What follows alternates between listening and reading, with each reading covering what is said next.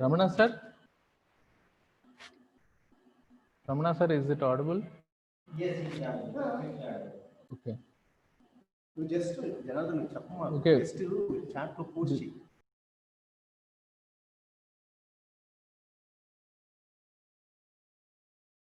Good morning to all the participants.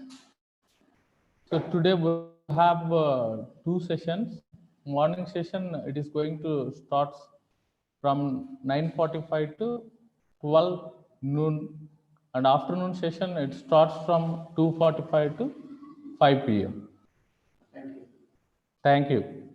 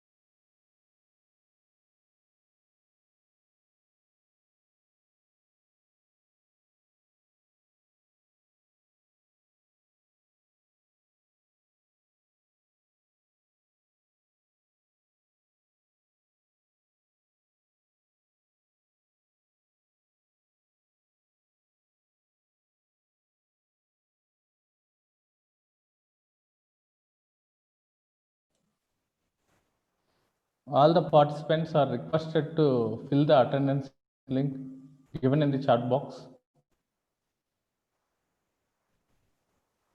I repeat, all the participants are requested to fill the attendance link which is posted in the chat box. Thank you.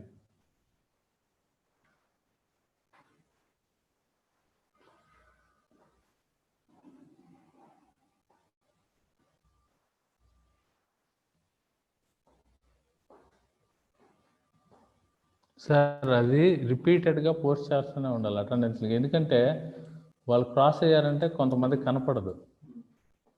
నేను కూడా post చేస్తాను.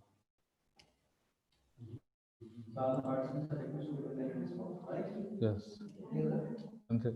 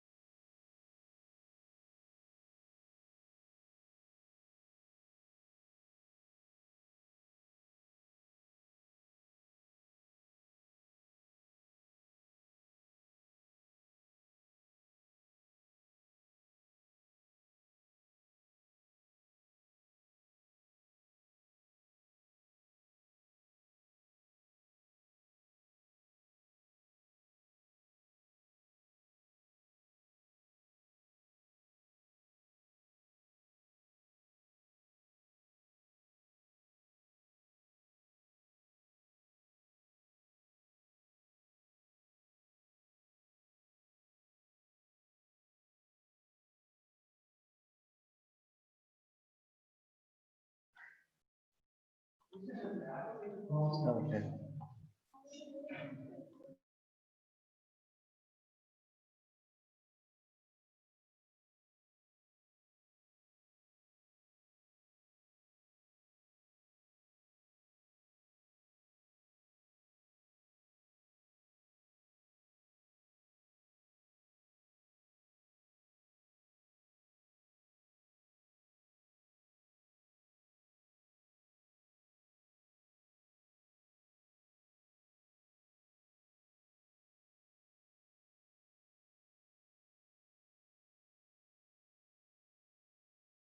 between data play.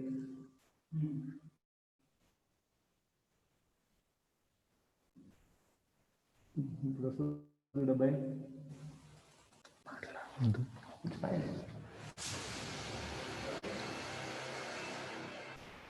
మిమ్మల్ని ఎందుకు sir ఆడ పెట్టుకునింది చెప్పడానికి ఆయన ఆడ పెట్టుకుంది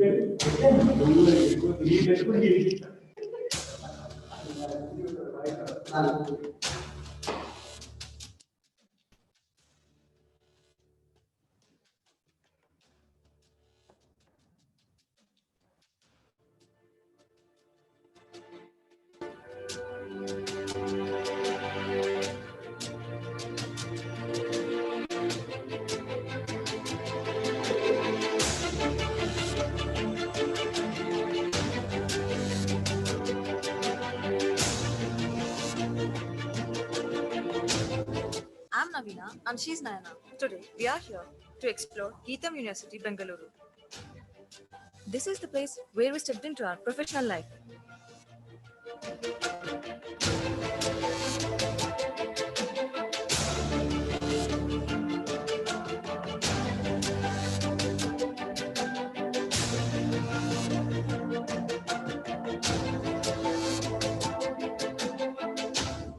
Be it faculty, library, technical fest, workshop, research, career guidelines, and what not.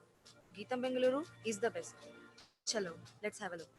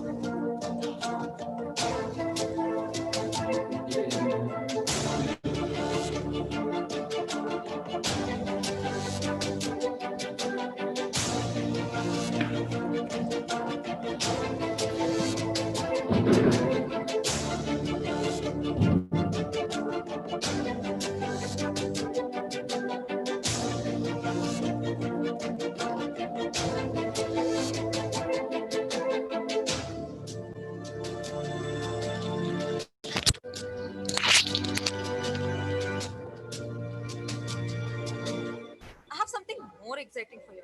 Along with this, we also have cultural fest, DJ nights, Kalakriti Club, playgrounds, and lot more.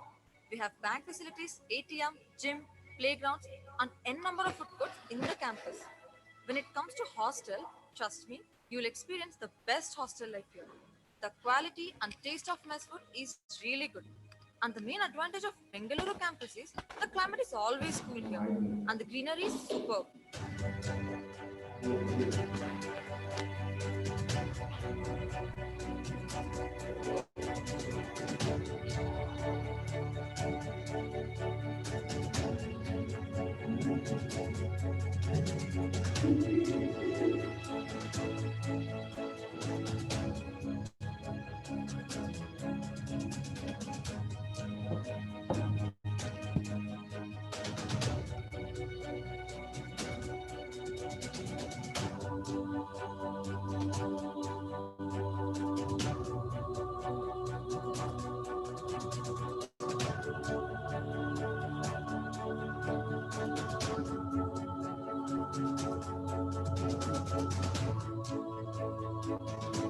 A student should have all these facilities, and we can proudly say that Geetam Bengaluru is a 360-degree campus. So what are you waiting for? Come, experience the journey of GITAM. And we are sure GITAM Bengaluru will be the best choice for you all.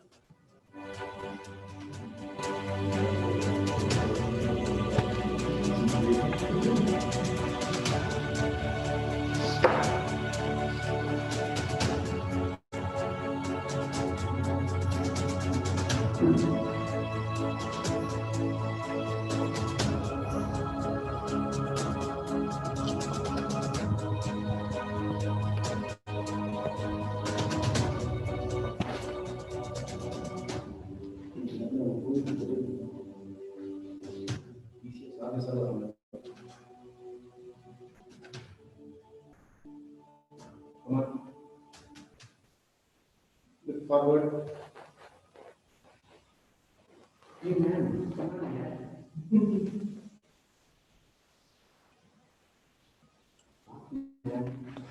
Most by the day.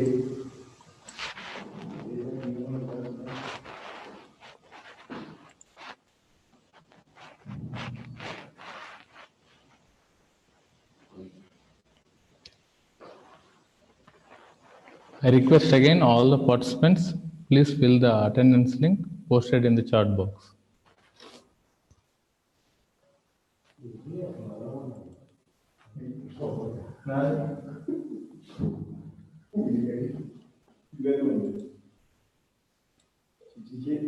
Morning, Srinivas sir. Sir, unmute yourself, sir. Yeah, good morning. Morning. Second day. First Yeah, day, 100% successful. More than 100%. yeah, sir. Yeah. అది national anthem తర్వాత hello Tell me, sir. అది lightning Yeah, అది కూడా yeah. Expect చేయలేదు. బాగా జరిగింది అది కూడా. Thank you, sir. Thank you. నేను గుర్తు చేద్దాం అనుకున్నాను, మీరు అందులోనే వచ్చేస్తుంది. Yes, sir. Venkatesh. First చేయమంటారా? Okay. It will start by 5 more minutes.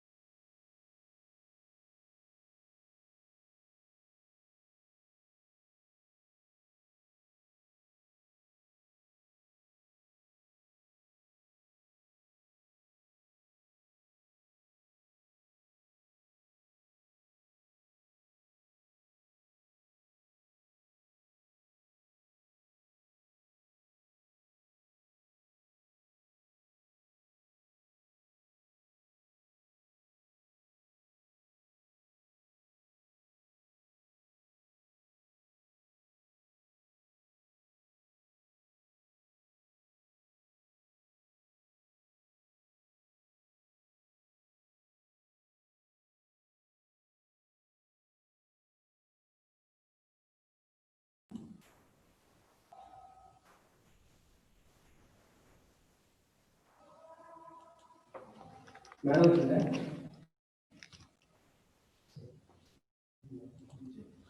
session is going to start soon. I request all the participants to fill the attendance link which is posted in the chat box.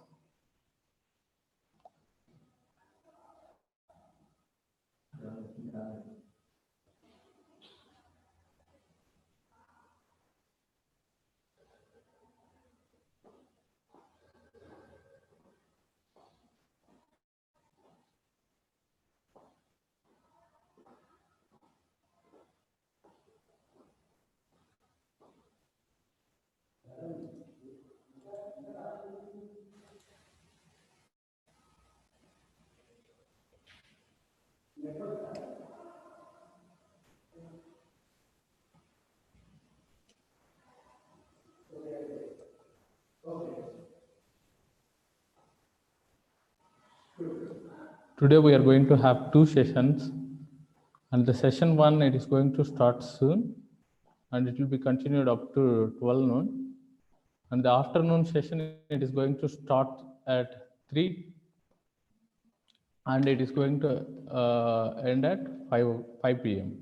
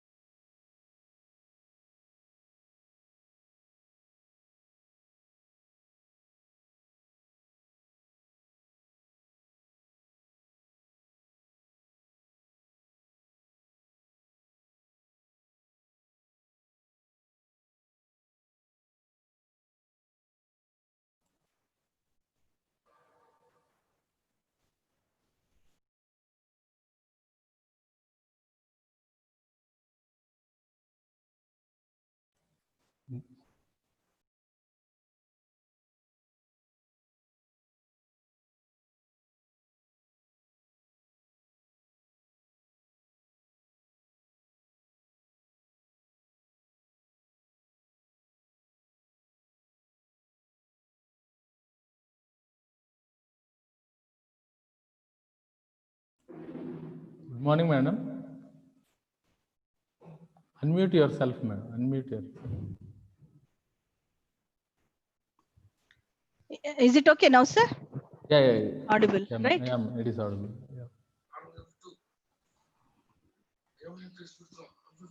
Yeah. 1 second.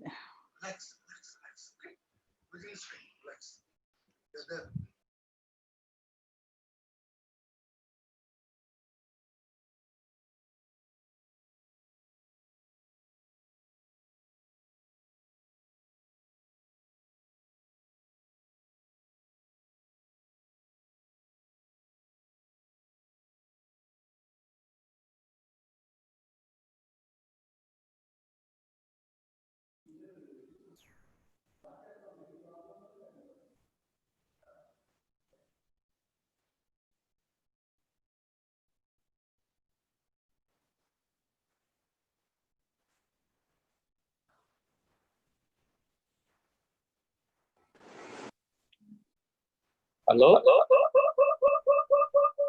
Yeah. Good morning, Hariharan sir. Good morning. Good morning, both of you.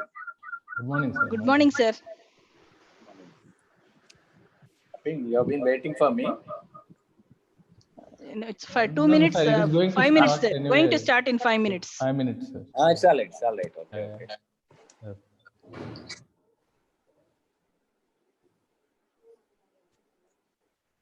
Hariharan sir, good morning. Good morning, sir. Very fine to see you, sir. Very happy to meet you, sir. Like Yeah, this. sir.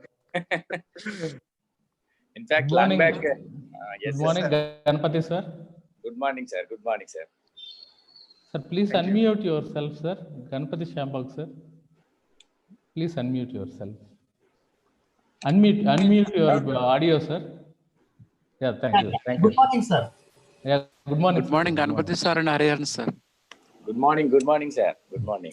Good morning. Once again, I request all the participants to fill the attendance link posted in the chat box.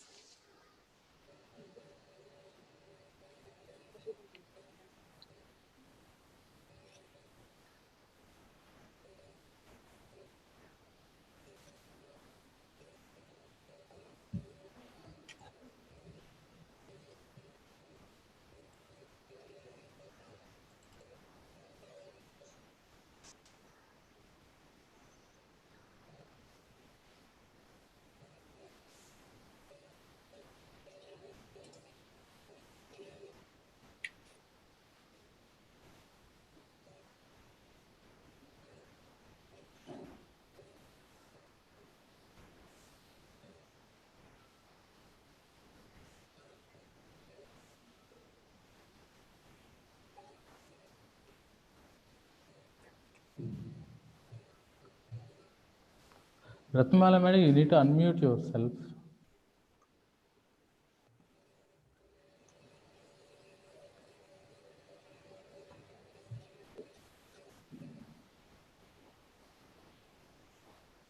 Srinivas sir, Good morning. Fine. unmute yourself, sir. Yeah. No.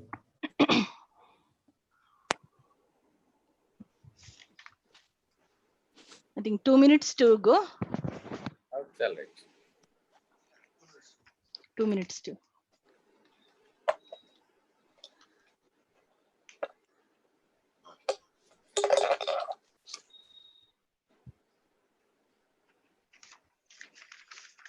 Okay.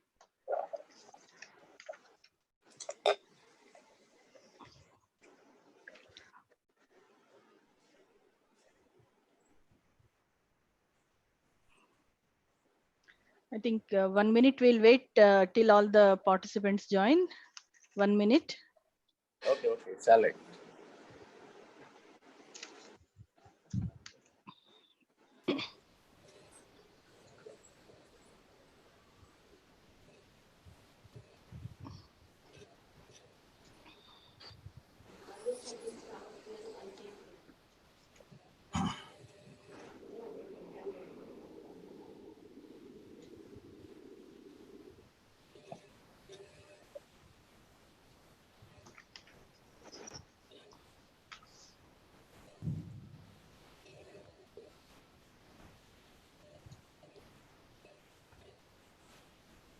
I request all the audience, the session is going to start soon. Please fill the attendance link given in the chat box.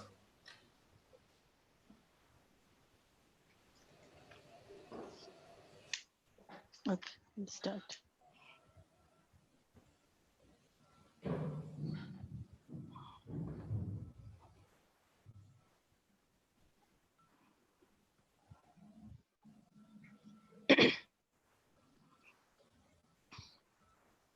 Okay. Okay, it's 10 o'clock. Now I'll start. Okay. Good morning, ladies and gentlemen. Am I audible? Yes, yeah, madam, proceed. Okay. Good morning, ladies and gentlemen, the galaxy of intellectuals, invited guests, faculty members, and my dear friends. How different is this day? Dear audience, you will yourself discover the novelty of the spirits rising high as the day proceeds with interesting sessions filled with dissemination of knowledge and relevant experience. A warm welcome to all of you to the second day of International E-Symposium on New Frontiers in Chemical Sciences. Most of the key industrial chemical process depends profoundly on catalysis. Therefore, chemists are striving hard to synthesize the catalyst which can enhance the activity, stability, and more importantly, cost effective for pilot scale applications. Catalysis is extremely important not only for the economic success of the world, but also for the sustainable development of the society. Catalysis makes the world a better place. Today's theme of the presentations is mainly the catalysis. Today we have 2 sessions and 4 invited lectures by experts on catalysis. And one more thing, like yesterday we have very good response from the audience and participants. Somebody requested for the recordings. If anybody wants any recordings, please mail to us, we'll provide. With this brief note, I'll hand over the session to Professor Hariharan Garu. Over to Hariharan Garu. Thank you very much for giving me an opportunity to say a few words regarding the international symposium. And the symposium is mainly focused on the frontiers in chemical sciences. And then for the first time, I have to appreciate Bangalore campus. They are conducting the international symposium. Yesterday, it is also witnessed by majority of our guests as well as our higher authorities. They praised Dr. Ratnamala. Once again, I thank Dr. Ratnamala for giving me an opportunity to interact with you all on this important occasion. And yesterday's event also went on very well. Two speakers have given very good information, and at the same time, they have given an opportunity to enter into the research fields of new ideas. And today's theme, as already Madam mentioned about the catalysis, which is essential development of sustainable world, and it will be giving the key technology, and also it is going to achieve our goals. And then, in fact, we know very well about the catalysis right from the early stages onwards. So the catalyst, which will be going to react with that on the surface of the catalyst, the exhaustion, etc. Reactions are going on, but it will not involve in the total whatever the reaction that is there. Probably the state of the catalyst may change, but it is not going to have any participation in that in a chemical reaction. So that's what is going to be happening regarding a catalyst. So we are very, very fortunate today. There will be two speakers talking about the catalysis and its related research interest of the current day world. And today's the first speaker, Dr. Ganapati V. Shanbhag, is from Material Science Division, and then is the Purna Pragna Institute of Science and Scientific Research, and then Devanahalli, Bangalore. And the second lecture by Dr. Nakka Lingaya, Ketal Division, CSIR, IICT Hyderabad. I'm very, very fortunate to say something about these two persons, and I'm going to have a very, very good interaction with the great audience of Bangalore campus, of the three campuses, including Vizag, Hyderabad, etc., and all the other dignitaries. At the same time, the invitees and other faculty members from different areas. Thank you very much. Thank you very much. Now I'll be handing over the session to Dr. Janardhan to introduce the first speaker, Dr. Ganapati V. Shanbhag, Material Science Division. Thank you. Thank you, Professor Hariharan sir, for your wonderful words. It is my honor and privilege to introduce Dr. Ganapati V. Shambhav has received his MSc degree in chemistry with a specialization in organic chemistry from Karnataka University, Dharwad in the year 1999. Later, he joined as a lecturer in Arts and Science College, Trichy, Karnataka during the year 1999 to 2000. Later, he worked as a research associate in ICI India Limited, Mumbai in the year 2000 to 2001. He received his doctorate degree from NCL Pune, India in the year 2008. He worked as a research scientist, Department of Chemistry, Korea Advanced Institute of Science and Technology, South Korea during the year 2008 to 10. His research areas include design and development of safe selective catalysts for commercially important organic transformations, novel multifunctional materials and their catalytic application, studies on catalytic conversion of biomass and biorefined byproducts into fuels and value-added chemicals, and chemicalization of CO2 into value-added products using metal-modified, ordered, nanoporous silica catalyst. With his enormous expertise in the areas, he completed several sponsored projects from national and international agencies such as GTC Technology, PW Technology from USA, Cell Technology Center, HPCL R&D Center, Deepak Novachem Technologies from Bangalore, and continuing his research works with several ongoing projects include Group of Science and Technology, Government of Karnataka, Center of Excellence in Science and Engineering and Medicine, HPCL R&D Center, Bangalore. With his enormous knowledge, he guided several PhD and MTech students and published around 58 research publications in national and international platforms, as well as with achievements of 20, and published many book chapters and filed 2 patents and gave more than 20 invited guest lectures at various platforms and received Best Publication Awards for the last 3 consecutive years from VGST Government of Karnataka. Invited by C&N Brand Lab, a subsidiary of American Chemical Society, to contribute for an ebook, The Case for Colloidal Silica, How Its Versatile Chemistry Can Improve Diverse Products and Process, published in January 2020, which is sponsored by W.R. Grace and co-leading manufacturer of especially chemicals and catalyst technologies. And I also worked as a co-convener and chairperson of Technological Committee for 23rd National Symposium on Catalysis, held during January 2017 to 19 at Bangalore. Currently, he is working as a faculty in Purna Prajna Institute of Science, Scientific Research, Bangalore, India, from June 2010 onwards and holding departmental chair role. With this short note, I am going to hand over the session to Dr.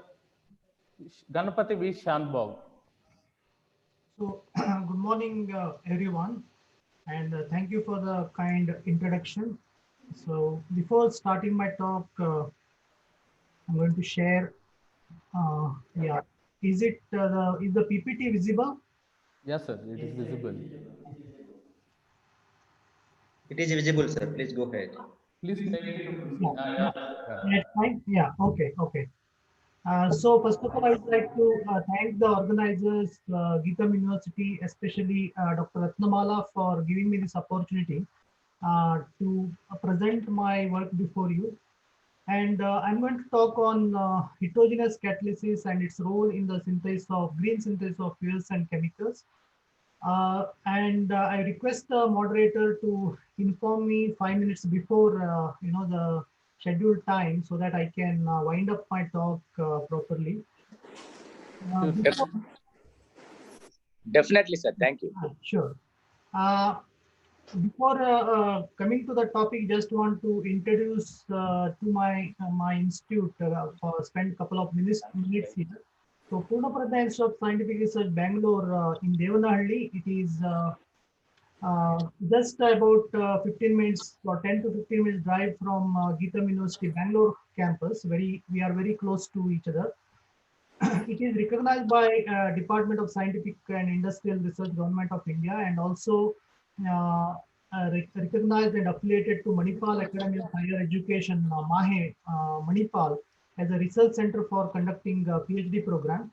So we are completely into research. It's a purely R&D lab, and the students join here for doing their PhD. So we have a state-of-the-art laboratory in the area of material science and catalysis, biological sciences, and also we have a very strong group on theoretical physics.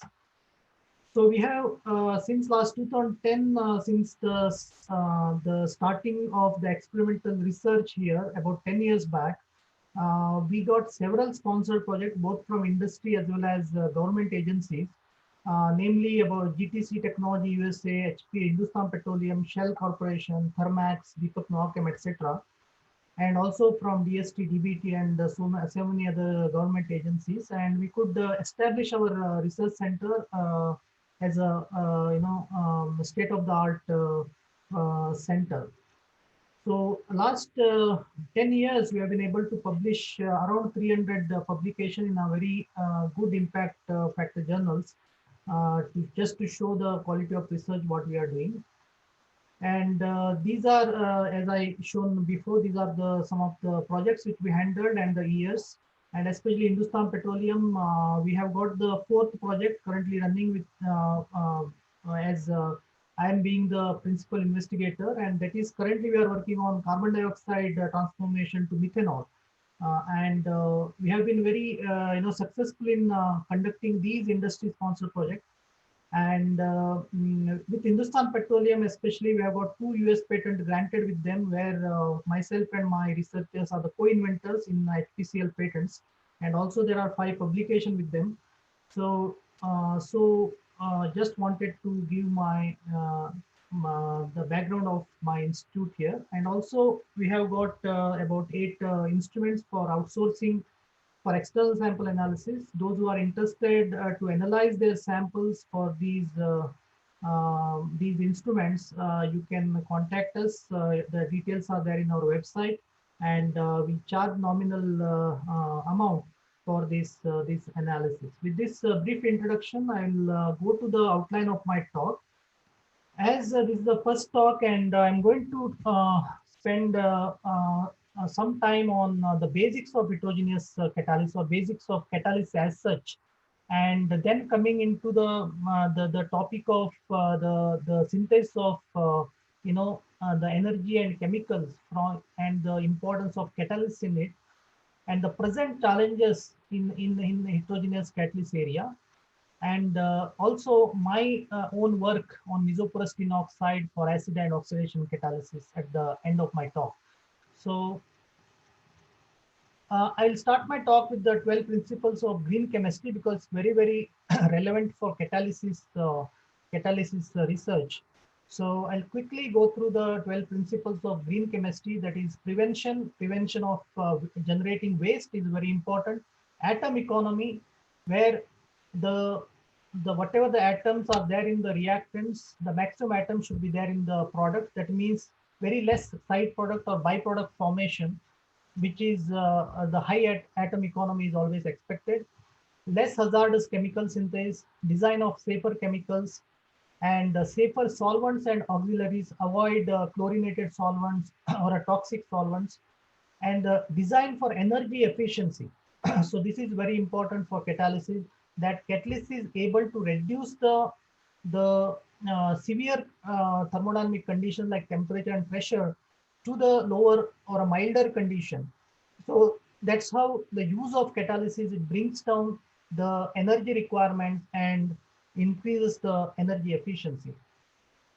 The use of renewable feedstocks. Again, the conversion of renewable feedstocks is one of the principles of green chemistry, wherein the catalysis plays a very big role, which I'm going to talk in my talk.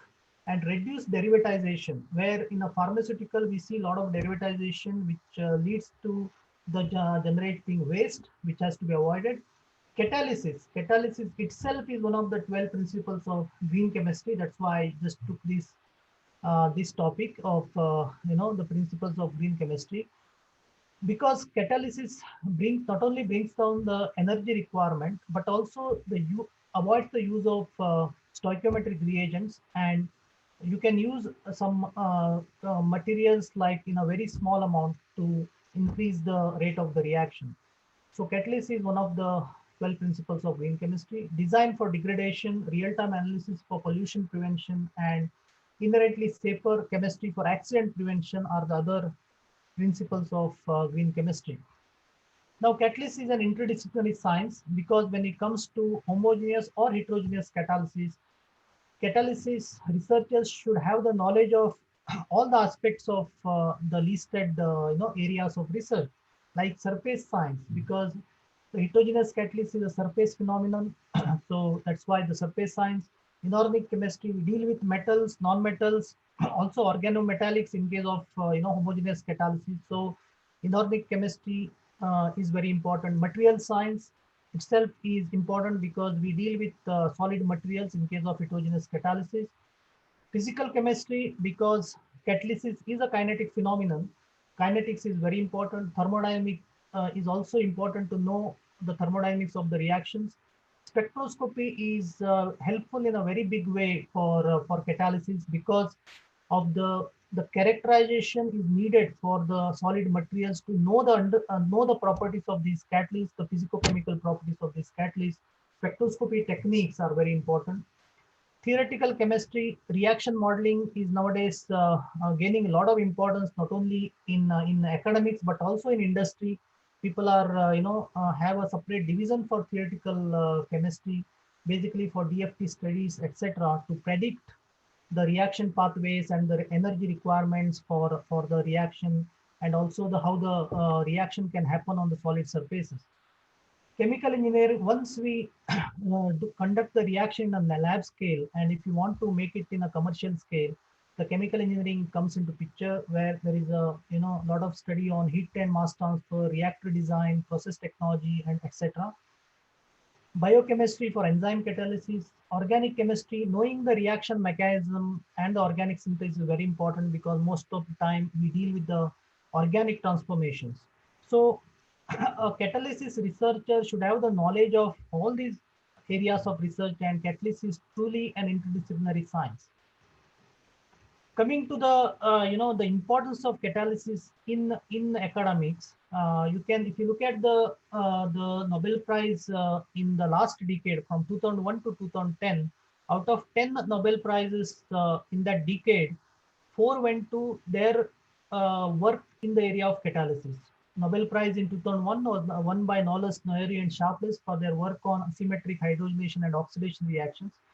Nobel Prize in 2005 went to Chauvin, Grubbs, and Schock for their work on the metathesis reaction, that is the reaction of alkenes or alkynes to make the different types of alkenes and alkynes, metathesis reaction.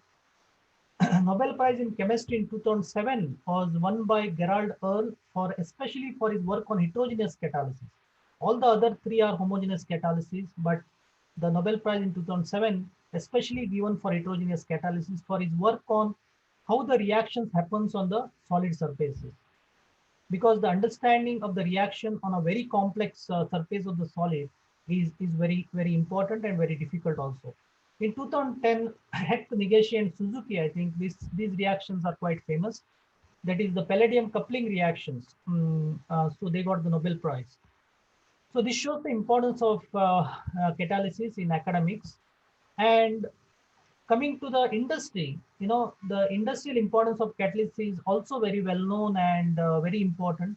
Petroleum refining in the industry is mainly driven by catalysis, where to generate fuels, petrochemicals, lubricants, etc., etc. In general, chemical industry, specialty chemicals, fine chemicals, pharmaceutical, alternate fuels, catalyst is of very importance. So 90% of all industrial chemical processes are catalyzed. So the industrialized nations, the GDP is governed by the use of catalysis. And among the catalysis, the heterogeneous catalysis, about 80% used in industry are heterogeneous catalysis, about 15% is homogeneous catalysis, and about 5% they say on biocatalysis. So heterogeneous catalysis has a very big part in industrial catalysis. So what is a catalyst for our young researchers? So the catalyst is a substance which increases the rate of reaction without being consumed.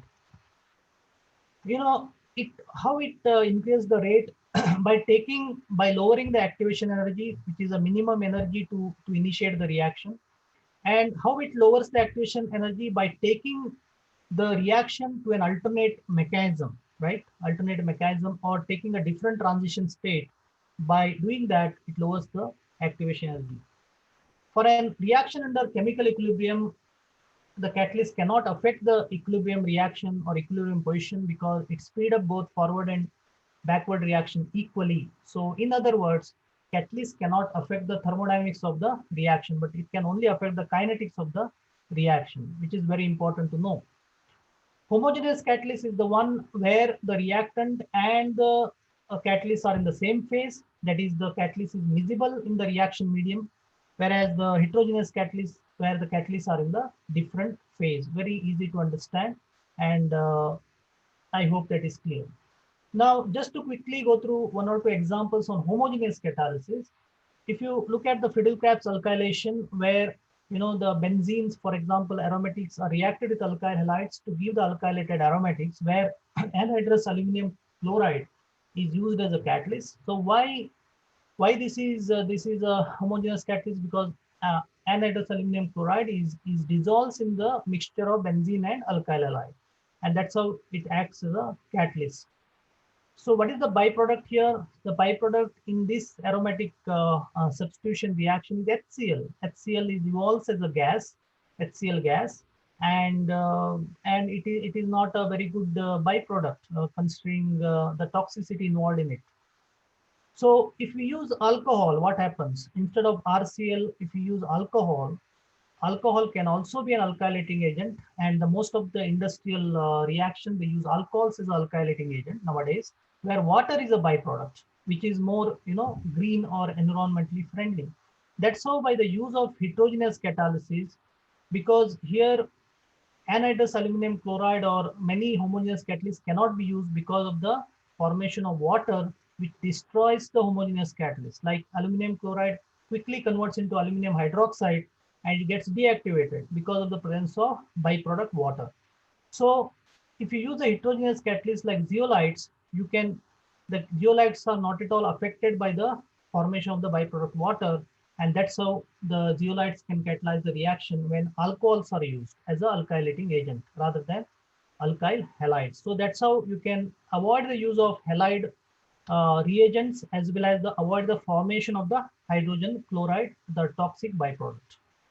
So this is another use of homogeneous catalyst, where Wilkinson's hydrogenation is very famous. That's why I took this example, where the triphenyl phosphine rhodium chloride metal complex is a catalyst, where alkene is hydrogenated into the ethyl benzene. That is a styrene to ethyl benzene. So why it is homogeneous? Because the rhodium triphenyl phosphine chloride is soluble in the styrene reaction medium. Though the hydrogen is a gas, so it is soluble in the styrene liquid, so it acts as a homogeneous catalyst. Now, why the heterogeneous catalysts have the advantages over homogeneous catalysts? Because of certain things, as they are more environmentally friendly, they avoid the formation of inorganic salts, as I shown in the previous slide. They are reusable and they are easy to handle also compared to metal complexes. As I shown, the triphenyl phosphine rhodium complex is not so easy to handle because of their air and moisture sensitivity. Easy and inexpensive removal of the catalyst from the reaction mixture by just filtration. If the catalyst is a solid, you can easily remove it by filtration, where the reaction medium is invariably liquid. So it tolerates a wide range of temperatures and pressures, which is also important, because many gas phase reactions and very important industrial reactions are high temperature reactions. Like they require 400, 500, 600 degrees C catalyzed reactions, like CO2 transformation. So in that case, homogeneous catalysts lose their structure at high temperatures. They cannot be used. Also in the continuous mode operations, the solid material only has to be used, like fixed bed reactions, which I am going to show in the future slide, and easy and safe disposals. Because of all these advantages, heterogeneous catalyst becomes very important. There is also nowadays people are converting homogeneous catalyst into heterogeneous catalyst. That is called as heterogenization of homogeneous catalyst. If there is a metal complex, you anchor it onto the solid surface, like say silica, you can anchor it, and that's how you can make the homogeneous metal complex catalyst heterogeneous, like heterogenization of homogeneous complexes. All this research is currently going on. Now, catalyst improves the rate of reaction, as I told. That means it increases the conversion of a reactant. But do you know, catalyst can be amazingly selective. It can improve it can enhance the selectivity of the products also, which is not there in the, catalysis by definition. But invariably, catalyst influence the selectivity of the products, which I'm going to talk now. Now, for chemoselectivity, if you see, this is a very amazing reaction where the cyclohexanol can be converted into all these different products just by changing the catalyst and the conditions also. If you use a zinc oxide, zinc being a dehydrogenating agent, by dehydrogenation, you can convert cyclohexanol into cyclohexanone. If there is a dehydration, you can convert cyclohexanol into cyclohexene. It's a dehydration. So if there is a ring aromatization by use of platinum on sodium form of alumina, then you get a phenol from cyclohexanol. If you use a platinum on alumina and a different condition where there is a there is a dehydrogenation, and also there is a dehydroxylation under the conditions, you get benzene. So from cyclohexanol, you can make different compounds, whatever you want, whatever your requirement, just by using different catalysts. So This shows that catalysts can be amazingly selective also. In addition to just increasing the rate of reaction, they can be very, very selective. Coming to the regioselectivity, this is the alkylation of toluene, where I said, don't use alkyl halides, use alcohol. So when toluene is reacted with methanol, you can get different isomers. So this is called a regioselectivity by getting a selectivity for particular positional isomer. Where if you use a basic catalyst like potassium whitezeolite, there is a side chain alkylation of toluene to get ethyl benzene. If there is a use a acid catalyst like Y-zeolite, you get a orthometa para-xylenes. And if you use a shape selective catalyst, which I'm going to talk in the next slide, you get a paraxylene only in excess. So just by changing the catalyst, you can get different products here also. That's called as regioselectivity. Enantioselectivity, I think probably most of you know, those who study the stereochemistry, that asymmetric catalysis comes into picture where the catalyst has a symmetric center. Like in this case, the Sharpless, who won the Nobel Prize in 2001 for his asymmetric epoxidation, where he used or where he invented this catalyst, that is the titanium tetraisopropoxide diethyl tarthalate dextrorotatory. He used this catalyst and converted allylic alcohol into hydroxy epoxide 1 enantiomer in excess. This product has a very high enantioselectivity for a particular dextrorotatory isomer, where the tertiary butyl hydroperoxide was a oxidant. So this shows the enantioselectivity or a stereo catalysis is also another area of research where I think this has a lot of application, especially in pharmaceutical industry. Now coming to the shape selectivity, where zeolites or microporous materials in general are very, very important, and for making the petrochemicals or fine chemicals, these are very, very useful, commercially used. So shape selectivity is the one where, due to the pore size or a pore structure, the catalyst can influence the selectivity just because of the pore size or pore structure. So that is called as shape selective catalysis. There are three types. The first one is reactant shape selectivity, where you can see one is N-octane, one is isooctane. These are invariably present in the naphtha in the petroleum refinery, where people want to convert only the N-hexane because iso-octane improves the octane number of the petrol, whereas the N-octanes are useless for petrol. They want to selectively convert or crack or remove this from the naphtha.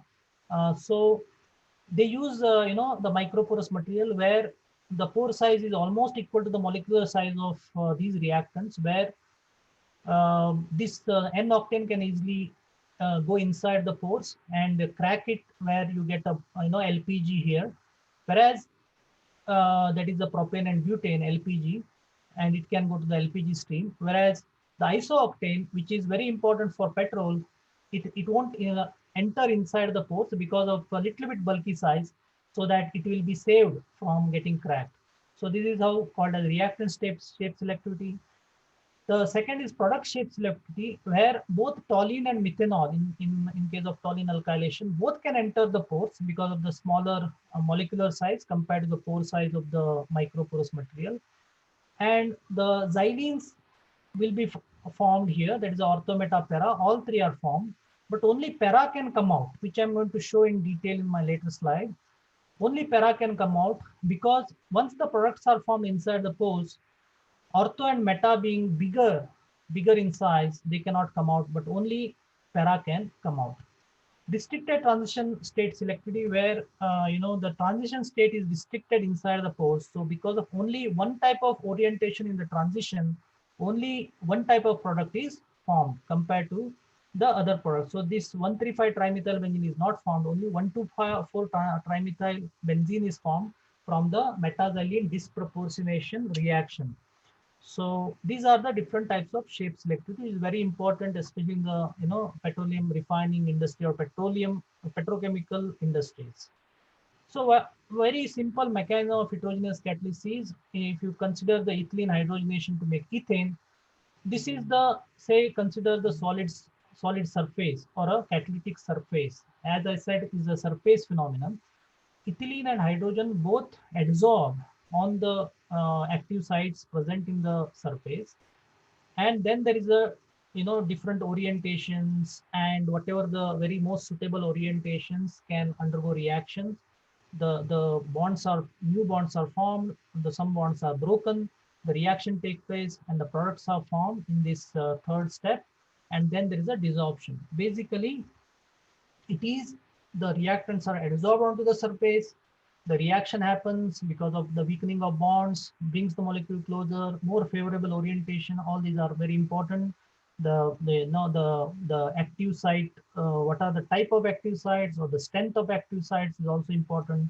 Then there is a desorption of the product. So it's a very simple but actual, reaction on the solid surface is very difficult to understand. Now coming to the one example on the heterogeneous catalysis, as zeolites are very popular and commercially used, I'm just going to show in few slides about zeolites. There are many different heterogeneous catalysts. One is zeolite, then there are clays, then there are metal oxides, then there are heteropolyacids. So then there are ion exchange resins, organic catalysts. They are all heterogeneous catalysts. So I'll just give one example of zeolites, where zeolites are microporous crystalline aluminosilicates. They are naturally occurring. They were found in igneous rocks or volcanic soil. And they have the aluminosilicate framework structure made up of silica and alumina tetrahedra. Also, they are known as molecular sieves because they can sieve the molecules. As I shown in the shape selectivity slide, they can sieve the molecules. They can allow only one type of the smaller molecules to enter, and the bigger molecules cannot enter their pores. So they sieve the molecules. So and the because of the trivalent aluminum and tetravalent silicon, there is a charge imbalance, and the protonic site is created there, and some of the cations are present, like potassium, sodium, etc., which can be easily replaced by proper treatment to make it H form. Once it becomes a H form, then it becomes a very strong Bronsted acidic catalyst, which can be used for acid catalyzed reaction. And if you make it like cesium exchange or potassium exchange, also can also act as a base catalyzed reactions. So if you keep the alkali ion exchange zeolites, so they can act as both acid catalyst or base catalyst, depending on the type of cation present in it. Now these, I said they are naturally occurring, but they are synthesized in the laboratory. They can easily synthesize in the laboratory. And in the 1960s, a Mobile US company is the first one to synthesize zeolites in the laboratory. And there are different types of zeolites I have listed here. They are categorized into three types: small pore, medium pore, and large pore, because of their pore size. If they are less than 5 angstrom pore size, then they are small pore. 5 to say 6, they are medium pore, and more than 6, they are large pore zeolites. So GITAM-IEON, beta, zeolite X, zeolite Y, mordanite, these are very common examples of zeolites. See, these are the zeolite structure. These are the pore openings. You can see the 10-membered SiO-Si ring here on GITAM-IEON. These are the 8-membered SiO-Si ring, which is a pore entrance. In the zeolite beta, it's a 12-membered ring, that is a SiO-Si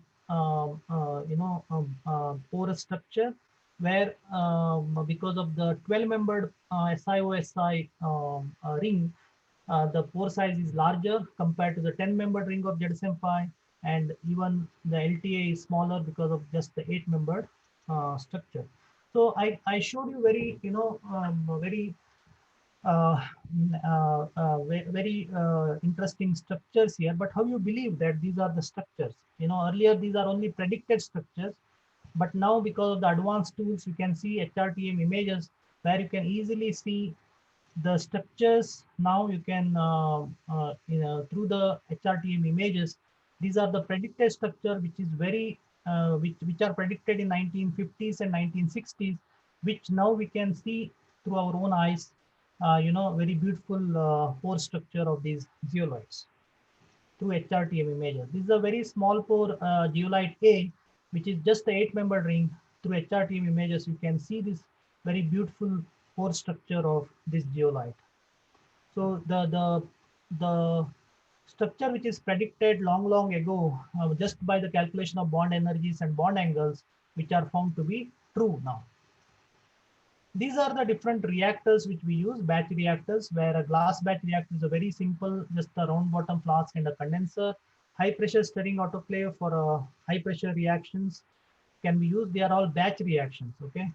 And there is a one more called as a continuous downflow fixed bed reactor, where the catalyst is fixed in the bed here, fixed bed, and this is a tubular furnace where the reactants are continuously passed and you get product continuously. So this is more preferred by the industry because of the nature of the continuous production of the chemicals by this route. In the batch reaction, there is a more tedious and there is a workup required, but here there is a continuous mode operation. So this is, from our PPSR, we have this high pressure, fully automated fixed bed catalyst testing unit, which we have used for our projects, where the same figure which I have shown for continuous reactor, where the catalyst is fixed here, but we can go up to 50 bar pressure. There are quartz reactors where we can conduct only at atmospheric pressure reactions, but here we can go up to 600 degrees C temperature and also about 50 bar pressure, where the catalyst is fixed here, and we use a high pressure pumps to pump the reactants, and then there is a condenser, then there is a gas liquid separator, then there is a back pressure regulator, then there is a wet gas meter where we measure the flow rate of the reactants and so on. So this is a very sophisticated instrument to conduct reaction under continuous mode operation. That is a fixed bed downflow reactor.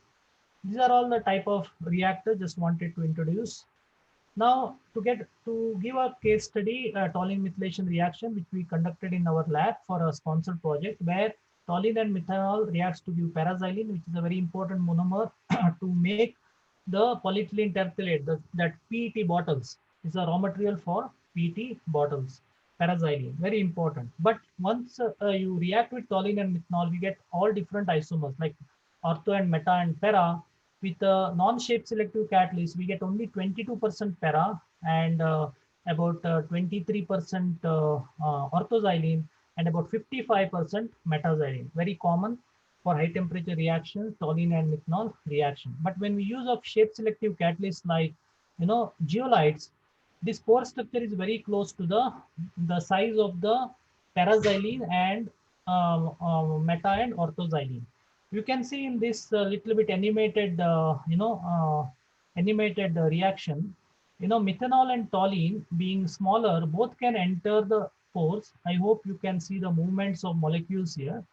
They react inside the pores, and the products like paraxylene, orthoxylene, this is a metaxylene and orthoxylene can come out. So all three can come out with a certain selectivity for these products, even for ZSM5, because of unmodified ZSM5 has not exactly the pore size which we require for paraxylene. So what is the remedy for this? This has to be narrowed. This pore size has to be narrowed, and that is our research, like how we modify these pores. That's called as pore engineering of zeolite. So this has to be modified to an extent that only para can come out, but meta and ortho will not come out. Okay. How you do that? It's one way is silylation. It's called as silylation, where we there are many selenol groups like OH groups on the surface of a zeolite, also at the pore entrance. If you consider this as a pore entrance, there are many selenol groups which reacted with this tetraethyl orthosilicate.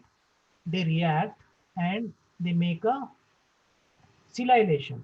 Once your silylation happens and then we calcine it, then there is a polysiloxane structure forms, and this is one silylation. You do one more silylation, there is one more coating. So this is basically a silica coating on the surface of the zeolite as well as the pore entrance, and you are going on narrowing the pore entrance. Okay. Now what happens? Pore becomes slowly narrower. How much you have to narrow? So that ortho will not go out, meta will not go out, but only para can go out because of its smaller size compared to ortho and meta. Once the para only comes out, what will happen to the meta and ortho? Will they remain forever? No. what will happen is they get isomerized quickly into meta and para, meta and ortho isomerize quickly into para to maintain the thermodynamic equilibrium of this mixture. So that's how more and more para forms. So this is what we did for one industry project to make the paraxylene synthesis. Coming to the catalytic applications, that is all about the basic part of it. Now coming to the catalyst application, you can see the zeolites especially are used in a lot of fine chemical and bulk chemical synthesis.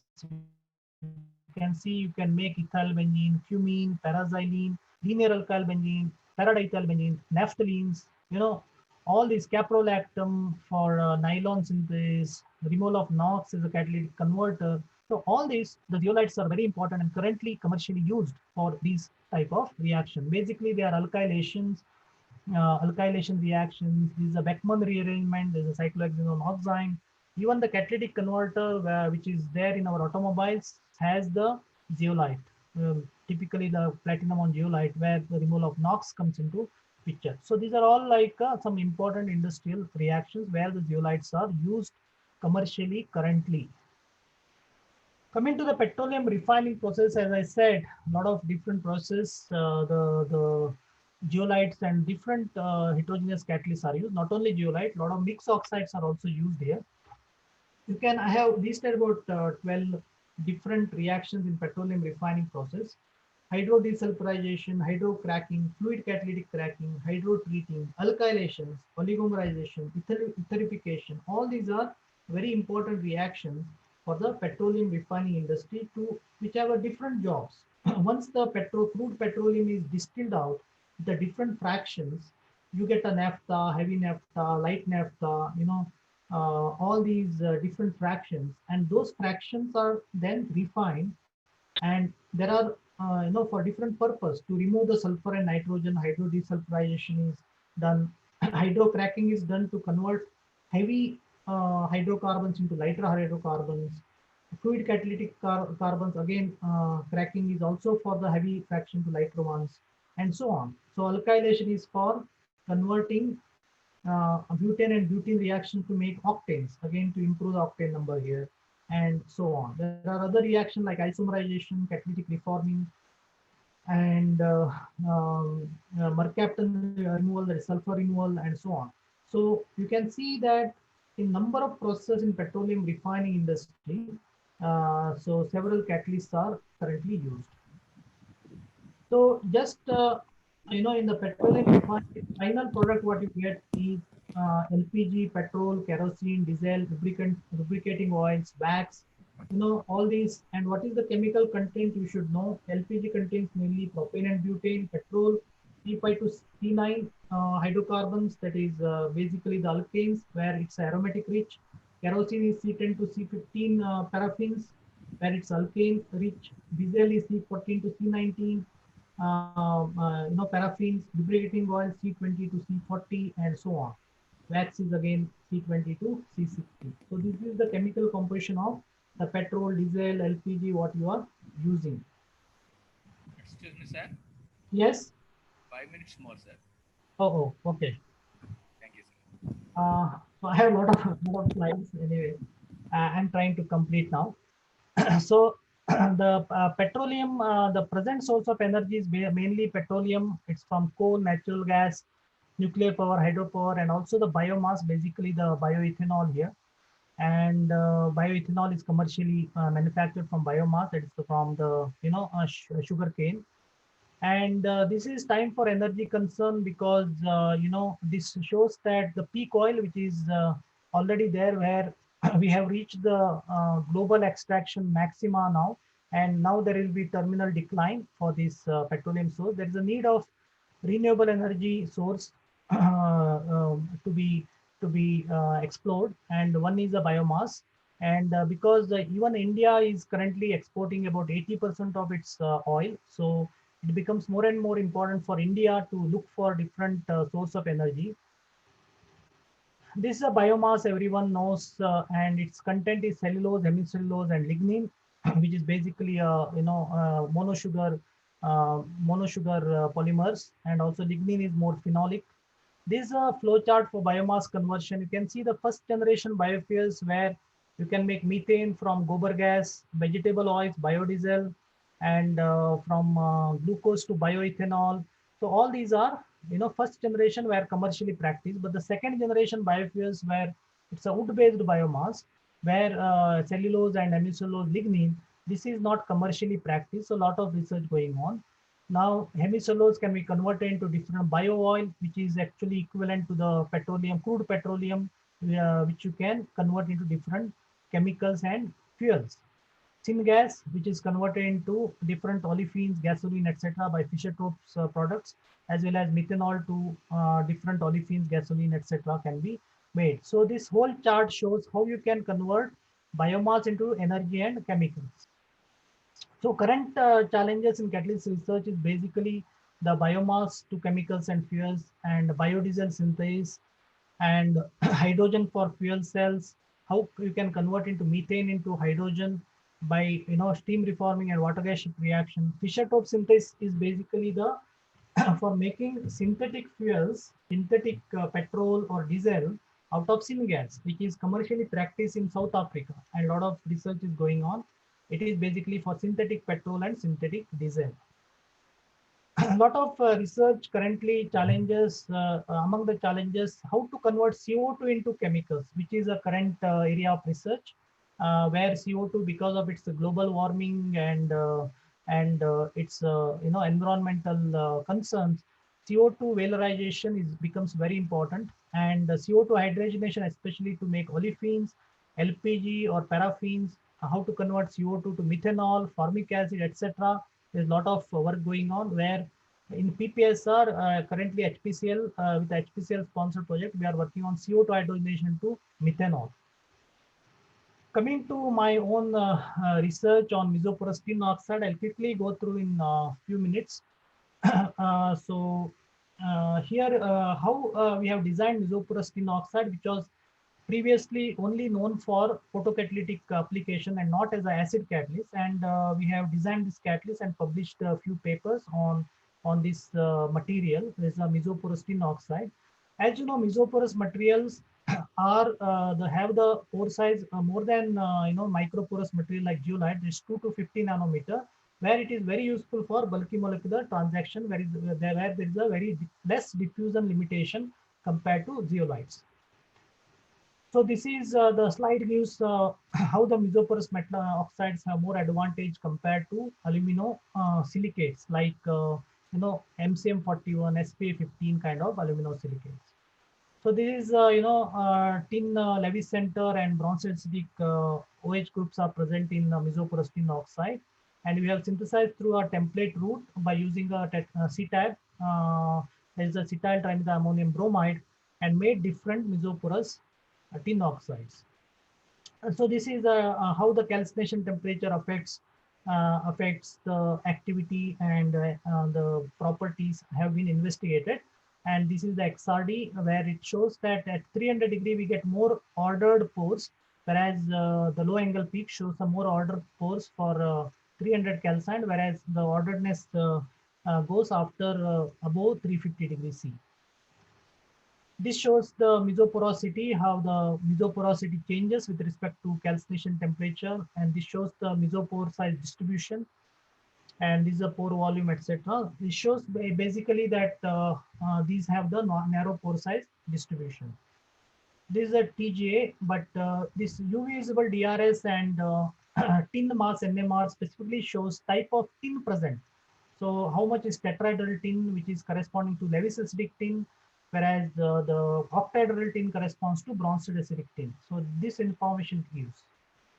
Acidity is very important when we compare, when we do the acid catalyzed reaction. So how much bronze acidity, how much Lewis acidity is present in this mesoporous tin oxide, different calcination temperature is being given here. And also ammonia TPD, ammonia temperature programmed desorption, gives us the total amount of acidity present and also the strength of acidity.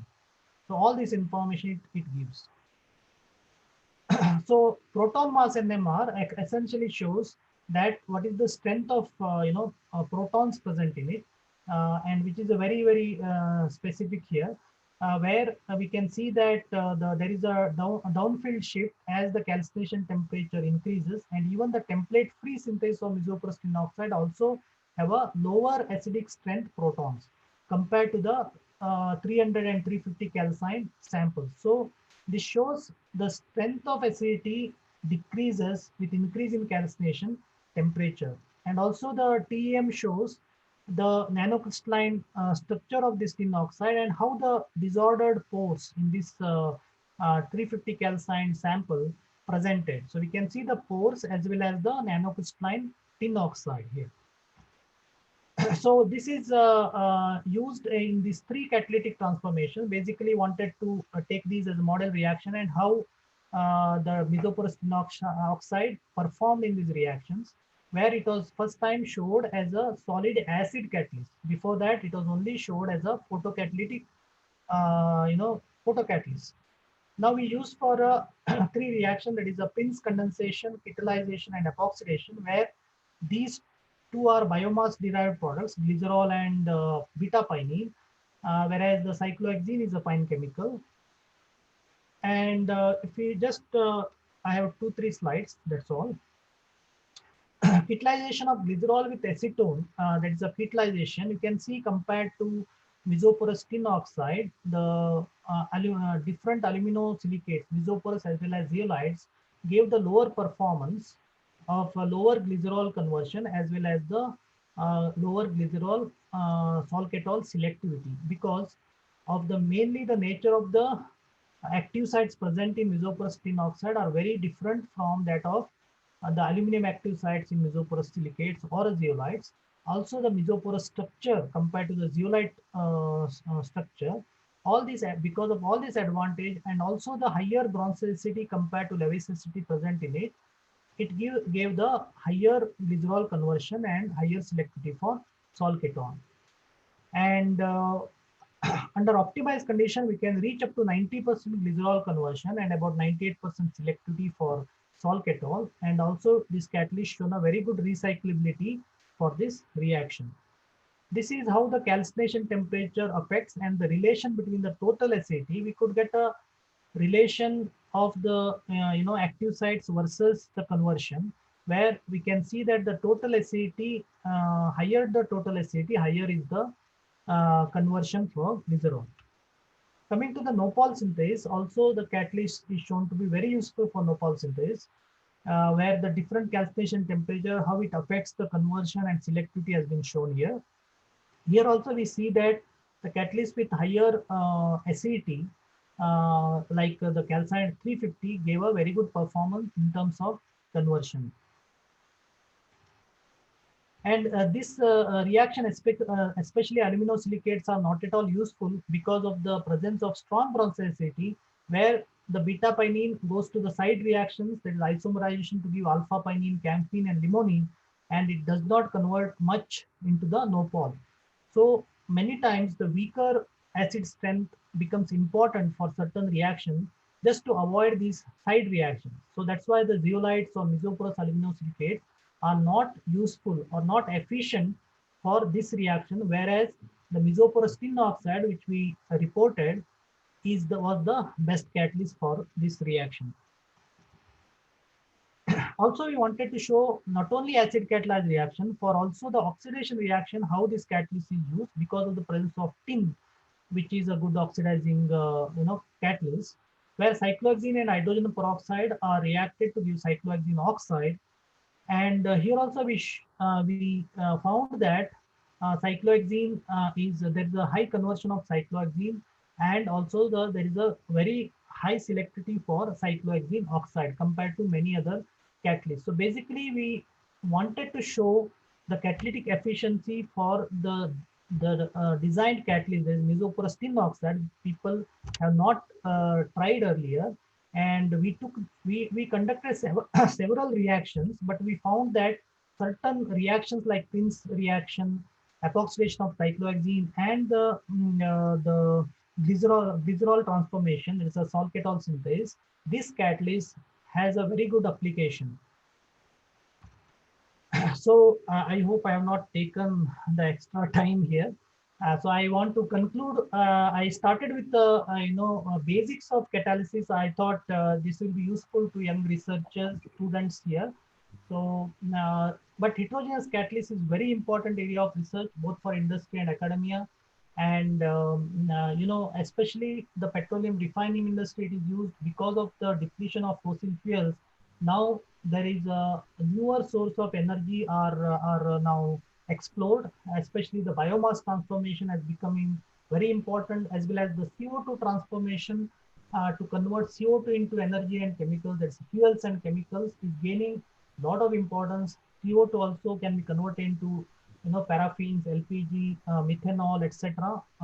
Is being very frontier area of research now, and that's why the heterogeneous catalysis plays a major role in all these biomass transformation, CO2 transformation, etc. So with this, I conclude my talk, and the questions are welcome. Thank you. Thank you so much again, organizers, for giving me this opportunity to speak and present my work before you. Thank you. Thank you very much, Ganpati Shanbhag. Very, very good. You very well explained about the basic and fundamental level onwards of the catalysis, heterogeneous, homogeneous catalysis, and then you have covered the surface science and then metal, non-metal, organ, biochemist, and also mentioned about the Nobel Prize winners in catalysis. Everything you have covered, sir. As you have already rightly pointed out, it will be very much useful for the beginners, those who want to do, initiate some work, or those are doing some work. It will be additional benefits also. And then you have given very good example of the alkylation of toluene by zeolites using Jadasium 5. Similarly, the paraxylene and the yield also, that is what is how it is going to be enhanced by means of by presence of a catalyst.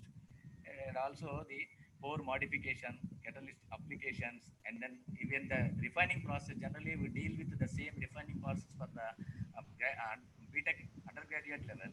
That is in the first year refining of petroleum and the corresponding and the role that is going to be played by catalyst in that.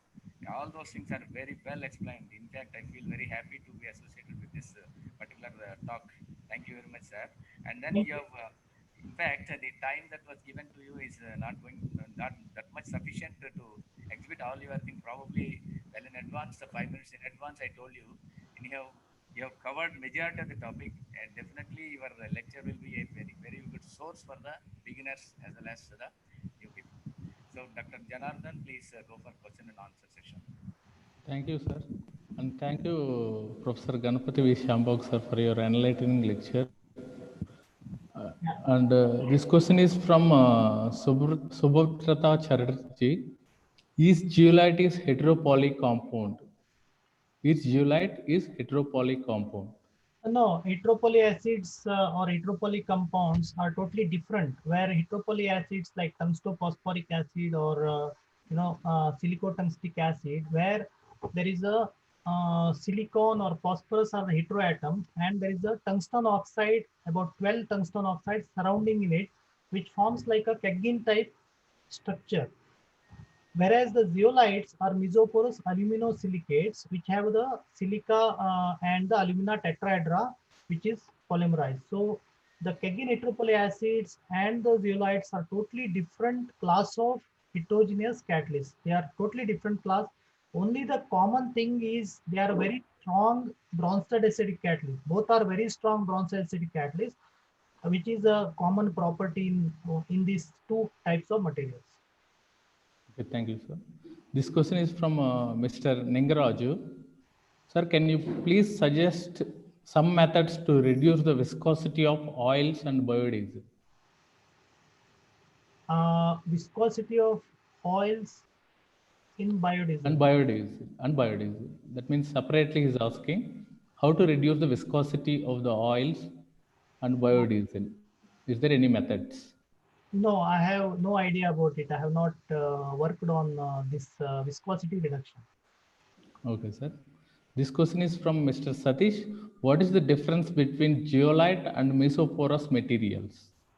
So zeolites are microporous. Basically, with the pore size less than 2 nanometer is called as zeolites. Whereas the mesoporous materials have the pore size between 2 to 50 nanometer, which is called as mesoporous, and more than 50 nanometer, which is called as macroporous. Macroporous are basically the polymers. There are a lot of polymers which are macroporous in nature, but for catalysis, macroporosity is not very useful because if the pore size is too big, many reactant molecules will come out without really colliding with the surface of the catalyst because of the very big pore size. So macropores are not really used in catalysis, whereas mesoporous and microporous are very important for catalysis. Thank you, sir. This question is from Mr. Ningaraju. Can we replace nanocatalyst with heterogeneous catalyst and suggest some of the methods? Nanocatalysts are in fact heterogeneous catalysts. I mean, when we talk about particles, basically if they are insoluble in the reaction medium, they are invariably heterogeneous catalysts. And I don't see, the problem comes when your nanocatalyst dissolves in the reaction medium, but it all depends, like if it's really homogeneous, I don't really think there is any homogeneous nanocatalyst as such exists. But if you want to heterogenize the homogeneous catalyst, as I told before, like for metal complexes or some organic moieties like sulfonic acid groups, you want to incorporate in the heterogeneous catalyst. There are many ways like impregnation, covalent anchoring, etc. Where covalent anchoring is more, important because that ensures that the homogeneous moiety is not leached out from the catalyst surface, because that's a very big drawback when if any leaching happens from the heterogeneous catalyst, then those active sites soluble in the reaction medium itself start catalyzing, and then there is a very difficult to remove these impurities, the leached out impurities from the reaction medium. So heterogenization, there are many ways to do, but as such nanocatalyst, I don't think it's a homogeneous catalyst. It is heterogeneous catalyst. Okay, sir. This question is from Dr. Sahu. What kind of pore size in zeolite best suits for synthetic reactions? It all depends. As I said, for pore size depends on the molecular size, like what reactions you are doing. For example, toluene alkylation, as I said, GITAM-5 is more suitable because of the pore size is very close to the molecular size of toluene and methanol, which both can enter, where you cannot use the small pore zeolite. Whereas for beta, the naphthalene reactions, as I said, commercially I showed that H beta, HY, these are large pore. They are mainly used for naphthalene type of reactants, because naphthalene can enter in the pore size of large pore zeolites like beta and HY, but whereas GITAM-5 cannot enter. So all these the molecular size becomes important. Okay, thank you very much, sir, for your answers. Thank you. Next time over to Dr. Ratnamala. Thank you, sir. Thank you very much, Dr. Ganapati Garu, for the excellent and informative presentation on heterogeneous catalysis and more insights into the catalysis. Now I request Dr. Venkatratnam to release the appreciation certificate to the Ganshanbag, sir.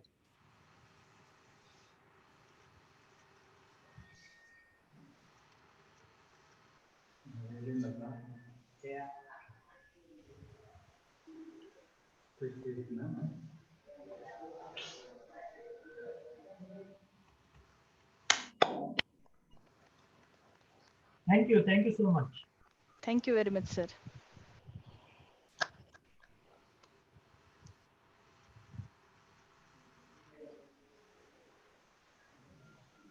Thank you, sir. Now over to Hariharan Garu.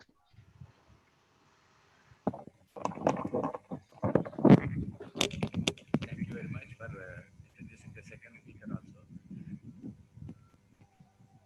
Dr. Lalita Lingaya is from IACT, and he has got his work conversion of biomass into chemicals and fuels, and then modified into polymer conditioning, calculation, etc. Again, another talk related to more or less field of catalysis again. And we are handing over the mic to Dr. B. Ramana.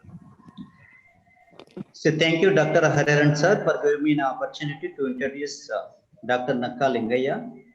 Yes, it is an honor and privilege to introduce about today's speaker, Dr. Nakka Lingaya. Dr. Nakka Lingaya obtained MSc degree chemistry from Osmania University, Hyderabad. He got PhD degree from Osmania University in India in the area of catalysis. Then he worked as postdoc in various places like Korea Research Institute of Chemical Technology, South Korea, Okayama University, Japan, the Queen's University of Belfast, UK.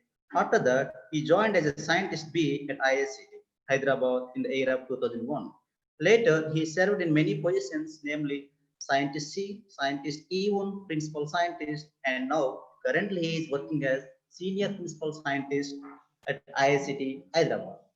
His main research area includes synthesis of biodiesel and value addition to glycerol, catalytic conversion of biomass, synthesis, characterization, and evaluation of various supported and unsupported hydropoly acids.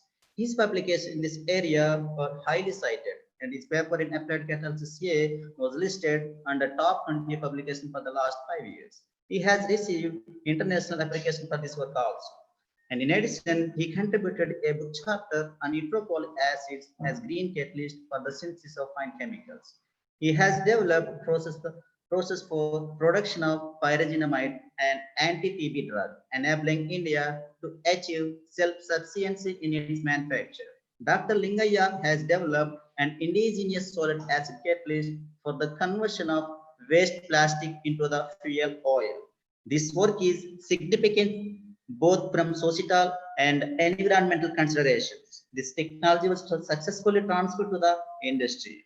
So far, he guided 8 PhD students, and still 8 students are working under his guidance. And he published 179 reputed international journals which are mainly from Royal Society Chemistry Publications, Springer, elsewhere, and extra. And also he got 6 patents. Furthermore, he has also involved in many projects such as catalysis for sustainable development and selective catalytic hydroxylation of benzene to phenol with air. In addition, he is also life member in Catalysis Society of India and member in Society of Chemical Engineers Japan. He has also awards like Boys Cast Fellowship awarded by DST New Delhi to work as a visiting young scientist in USA. Raman Research Fellowship awarded by CSIR New Delhi to work as visiting scientist in France. Fellow Telangana and AP Academy of Science. With this short note, I would like to request Dr. Lingaya to take the session, and today he will talk about studies on modified heteropoly acids as efficient catalytic systems for valorization of biomass to chemicals and fuel additives. Yes, Dr. Lingaya, now just is yours. Thank you, Dr. Ramana, and I thank Ratnamala and all the dignitaries in this webinar for giving the opportunity to share some of our work on the area of catalysis. And I think mostly the students are the graduates and postgraduate students. I will try to explain.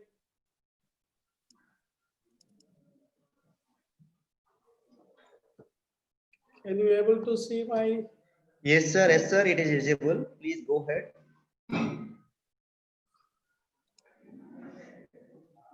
Is it in slide mode now? Yes, yes. It is slide mode only, sir. Please go ahead. It is clear. Please go ahead. So today I'm going to share some of our results on the valorization of biomass using heterogeneous catalyst. And I think Dr. Shanbag made my life simple by introducing the details about the catalysis, in particular the heterogeneous catalysis, and what are the advantages, what are the uses, and what are the how the people have been working in this area, and about the Nobel laureates and so on and so forth.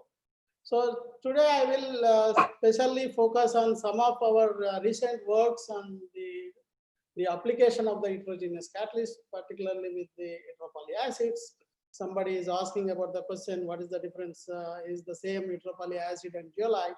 And I will try to explain most of the work carried on heteropoly acids.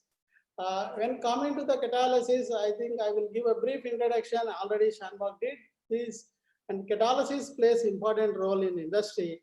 About 80 to 85% all the industrial processes, particularly in the area of petrochemical, the catalysis plays. Catalysis means in particularly heterogeneous catalysis plays an important role. So it is in the petroleum refining to get the gasoline, petrol, diesel, whatever you say, what the oil fuels we are using or comes from the refinery, and those are the utilizes one way or other the catalytic process.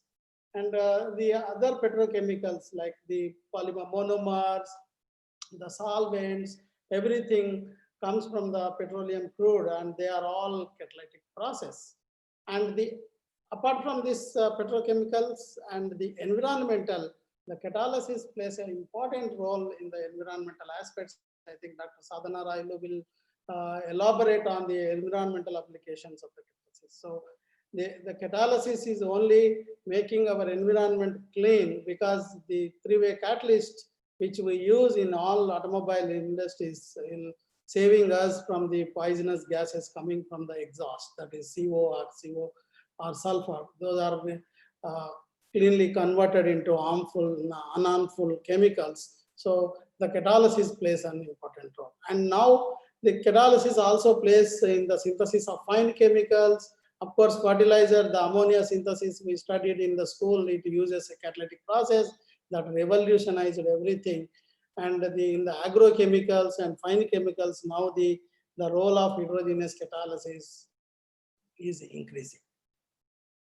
So when we come to the petrochemical industry, whatever you call the crude oil you process for your required products like naphtha, reformate, kerosene, and we do the fuel catalytic cracking where you get the LPG, what we are using, LPG and naphtha, light oil, the tar, everything comes from the crude oil processing. All the processes more or less uses catalysts. And the other important chemicals, the end product, what we generally use, what we use, the light olefins, benzene, toluene, xylene, solvents, detergent, chemical, and hydrogen, which we use in the synthesis of ammonia. This all comes from the petroleum refinery. And all these processes are possible with the use of catalysis. And as I told, apart from the catalysis in the environmental, where the three-way catalyst, every car is fitted with a three-way catalyst, because the exhaust comes with the incomplete bond lead to formation of some of the carbon monoxide and hydrocarbons, and they can be converted into water and carbon dioxide with the aid of a three-way catalyst where rhodium, palladium, and platinum is used. So apart from this, now latest the important what we are looking at is the biofuels. This is gaining important in this from the last 8 to 10 years because the petroleum resources, that is called the fossil fuel resources, are depleting, and they are isolated in certain areas, particularly in the Middle East. And can we replace this the petroleum crude with other natural resources? So the one is the biomass, which is abundantly available all over the globe. So can we convert this biomass into some chemicals, which we are getting from the petroleum crude? So like that, now this area also is gaining important, and in this also catalysis is going to play important role. And my today talk will be more focused on this aspect. So I gave small brief introduction about the use of catalysis, particularly in the industry, which are highly useful for the society everywhere. So the present challenges in the catalysis, so as I told, one is the biomass utilization, because the fossil fuel resources are depleting and not available in all places. For example, if you take India, India is 70% of the our transport fuel, we are depending on the Middle East. So if we have a tropical country, we have a lot of biomass. If we can generate some of the transport fuels that called biofuels from the biomass, then we can be self-sufficient in the energy sector. And for example, if you see the current challenges, we have a lot of natural gas, and natural gas is present only in the banks of the rivers.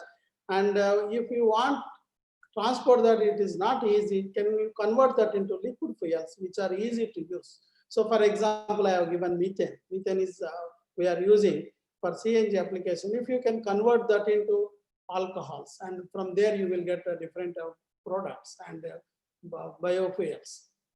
So now another important aspect what we are facing is the CO2. The CO2 is a green gas, is a pollutant and is a greenhouse gas, and the level of CO2 is increasing because of the industrialization. And can we trap the CO2 because carbon is there, it is a C1 chemical, can you convert that into useful chemicals? So this is a pollutant and also an important energy source. And another one what we are talking recently is about the waste, particularly the waste plastics. So because we are using it become a part of our life, so we are utilizing a lot of polymers and plastics, and they are non-biodegradable, so the piling up in the environment. Can you convert this, because it is all carbon source, can you convert this useful carbon source, which is waste now, into a wealth, or you can convert into a monomers again, or you can convert into chemicals, or you can convert into fuels. So a lot of challenges are there, and these challenges can be tackled by the catalysis. So catalysis area of research is important at this present juncture in terms of the energy security and also the environment, and to avoid the pollution. These three are the current thing, and one are interdependent, and these three problems can be solved with detailed understanding about the catalysis, and we can able to provide some solutions for these burning problems. So in this, I will take particularly only the biomass at this time. We also did some work on the waste plastics and CO2 utilization. I am now sticking only to the biomass, which is because this is going to be replaced, not completely replaceable, but maybe to some extent we can replace the fossil fuels, right? That is the petroleum derived products can be replaced with the chemicals or fuels that are coming from the biomass.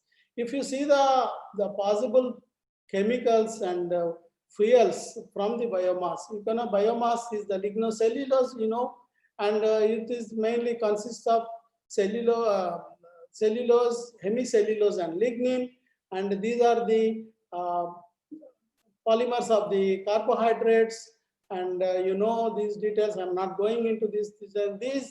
The basic components of the biomass can be converted into some of the C6 carbohydrates or C5 carbohydrates, and these can be converted into some platform chemicals like hydroxymethyl perfurol or perfurol alcohol, and these platform chemicals can be further processed into useful chemicals which can be used as fuels, fuel additives, chemicals, polymer, monomers for polymers, and solvents, and a lot of products are possible from these cellulose and hemicellulose and lignin.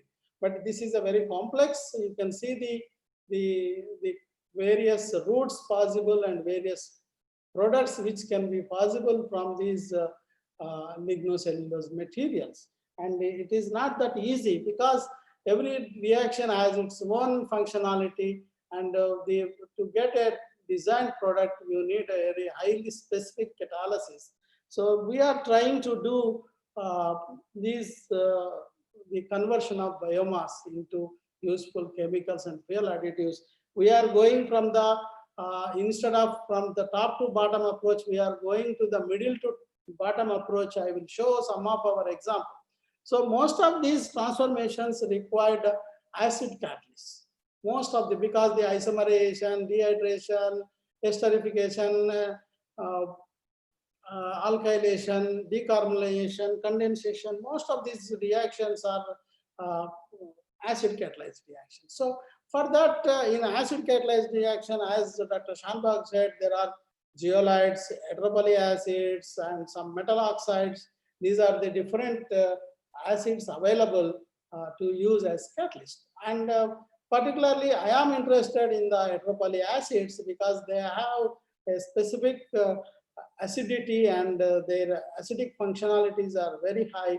And in certain cases, their acidic property is close to that of the mineral acids like sulfuric acid.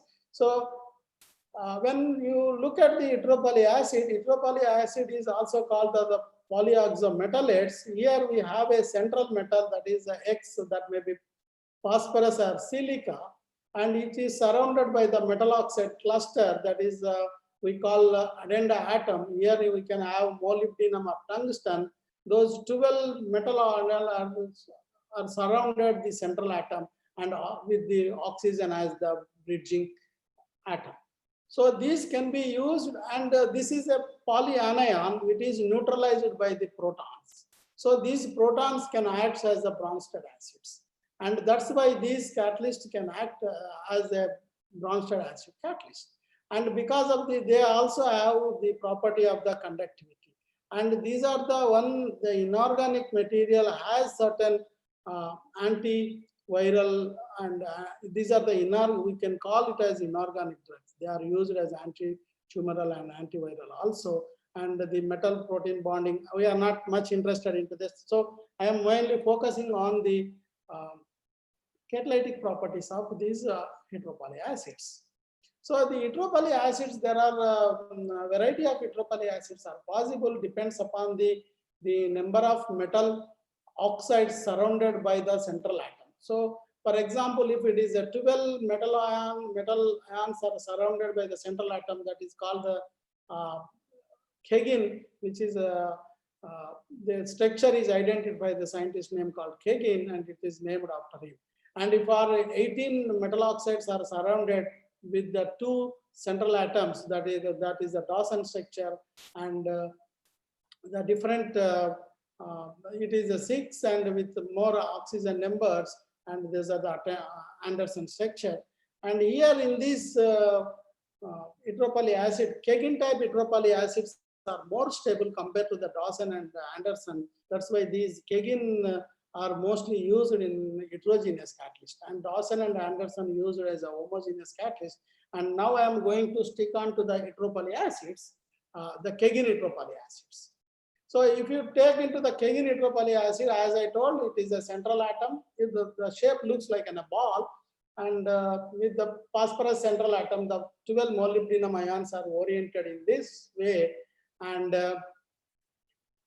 it is bonded with the oxygen, and 40 oxygens are in between the metal and the metal phosphorus as the central atom, and also the terminal oxygens. And here the central one, the bracket which I shown, is called the primary structure, and which are the neutralized by the protons, we call the secondary structure. So here also we can modify these structures depending upon our catalytic activity or catalytic requirements. So these can be arranged in different forms like primary, secondary, tertiary structure, because when we can, as I told, you can modify these, you can replace one metal ion with a metal. For example, you have a molybdenum, you can replace with vanadium. You have a tungsten, you can replace with niobium. Or the central atom also, you have phosphorus, silica, boron also. And in the proton, you can do with the different metal ions or the alkali ions to make the salts. So this you will be knowing how we did the modifications. And there are certain restrictions in the modifications also, but doesn't matter what we are interested into how these acts as a catalyst. So why these are acts as a catalyst? If you look at, because as I told, it has the protons in the second structure. That's why they have the Bronsted acidity, and that's why they act as a acid catalysts. And these are no charge localization, and these protons are very mobile, and that's why they are very strong bronzed acids. And you know, in this, the oxides are, metal oxides are molybdenum, tungsten, and vanadium. These are known for their oxidation ability, because these are the transition metals and they are known for their oxidation ability. That's why these heteropoly acids acts as both bronzed acid catalyst and also oxidation catalyst. So that the importance of these heteropoly acid, we utilize it to use them as acid and as oxidation catalyst. So, but so far it looks simple, but there are certain drawbacks when you want to use as a catalyst, particularly as a heterogeneous catalyst. The catalyst should have a very high surface area, because the surface area is one of the parameters determining the activity of the catalyst, as you might have seen in the zeolites and other mesoporous materials, because they have very high surface area. That's why the active sites are available to the incoming reactant. That's why, but the disadvantage with the heteropoly acids are they are pretty low in surface area. Their surface area is less than 10 meters square per gram. And another one is they are highly soluble in polar solvents like water or alcohols. So when you want to be heterogeneous catalyst, it should not be soluble in any reactor, because it should be in different phase. That is, it is non-solid, it should be in solid form. And they are also limited thermal stability, less than 300 degrees centigrade. And that's why what we can do is we can modify these, because with the structure you can play and you can overcome all these problems, and you can make them as a perfect heterogeneous catalyst. So here I am showing how we are modifying this heteropoly acids. So as I told you, you can knock out one, for example, here one tungsten is knocked out by the vanadium, and vanadium is located into the Kegin structure. Or you can do, but there is also a restriction. You cannot do whatever you like, or you cannot replace many, but up to 6 you can replace, and up to 3 you can get high stability. Okay, so here I replaced one tungsten with one vanadium. And also you can do in the secondary structure where the protons, H plus ions, can be replaced with the transition metal ions like copper, silver, alumina, whatever the transition metal ions you have, you can replace with them. Or also some of the salt ions like ammonia, cesium, you can replace to make them as a salt. Or you can do both simultaneously. You can incorporate something into the primary structure and also the metal, and also you can put on some support. So you can increase the surface area. And with this modification, this thermal stability is also increased tremendously. And also you can put into the pore size, for example, if you have a mesoporous material, which pore size is more, and you can selectively incorporate into the mesopores of the, for example, SBA 15, you can generate high surface area and also the molecular sieving nature. So like that we modified, and we used for these modified heteropoly acid for catalytic reaction. In doing so, if you do with different metal ions like zinc, tin, tantalum, you can generate the other functionality, not only metal functionality, because these are only bronzed acid. With the incorporation of the different metal, you can create the Lewis acidity. So you can have a 50% bronzed acid and a 50% Lewis acid. So you can replace partially, completely. So you can play with these structures, and you can generate whatever the functionality you are looking for the catalytic application. So you can create the metal functionality, Lewis acidity, redox nature, and by this you can increase the stability and also the surface area. So now I told about the modification and how you can use heteropoly acids as acid catalyst with the presence of both bronzed and also Lewis acid with the modification. So now I am going back into the conversion of this carbohydrate. I am taken from the complex the slide I showed about the valorization of biomass, I have taken only the cellulose part, where the cellulose can be, the carbohydrates can be converted into different products like carbohydrates, HMF, or furfural alcohol, levulinic acid, or gamma valrolactane, and tetrahydrofurfural alcohol. And these are some of the important starting materials, and some of them are used as solvents and biofuel or fuel additives. And I explained some of these conversions with our catalysts. So for example, here I have taken for sake of understanding how the carbohydrates are converted into ethyl methyl furfural, ethoxymethyl furfural, and alkyl linolate. These are the fuel additives.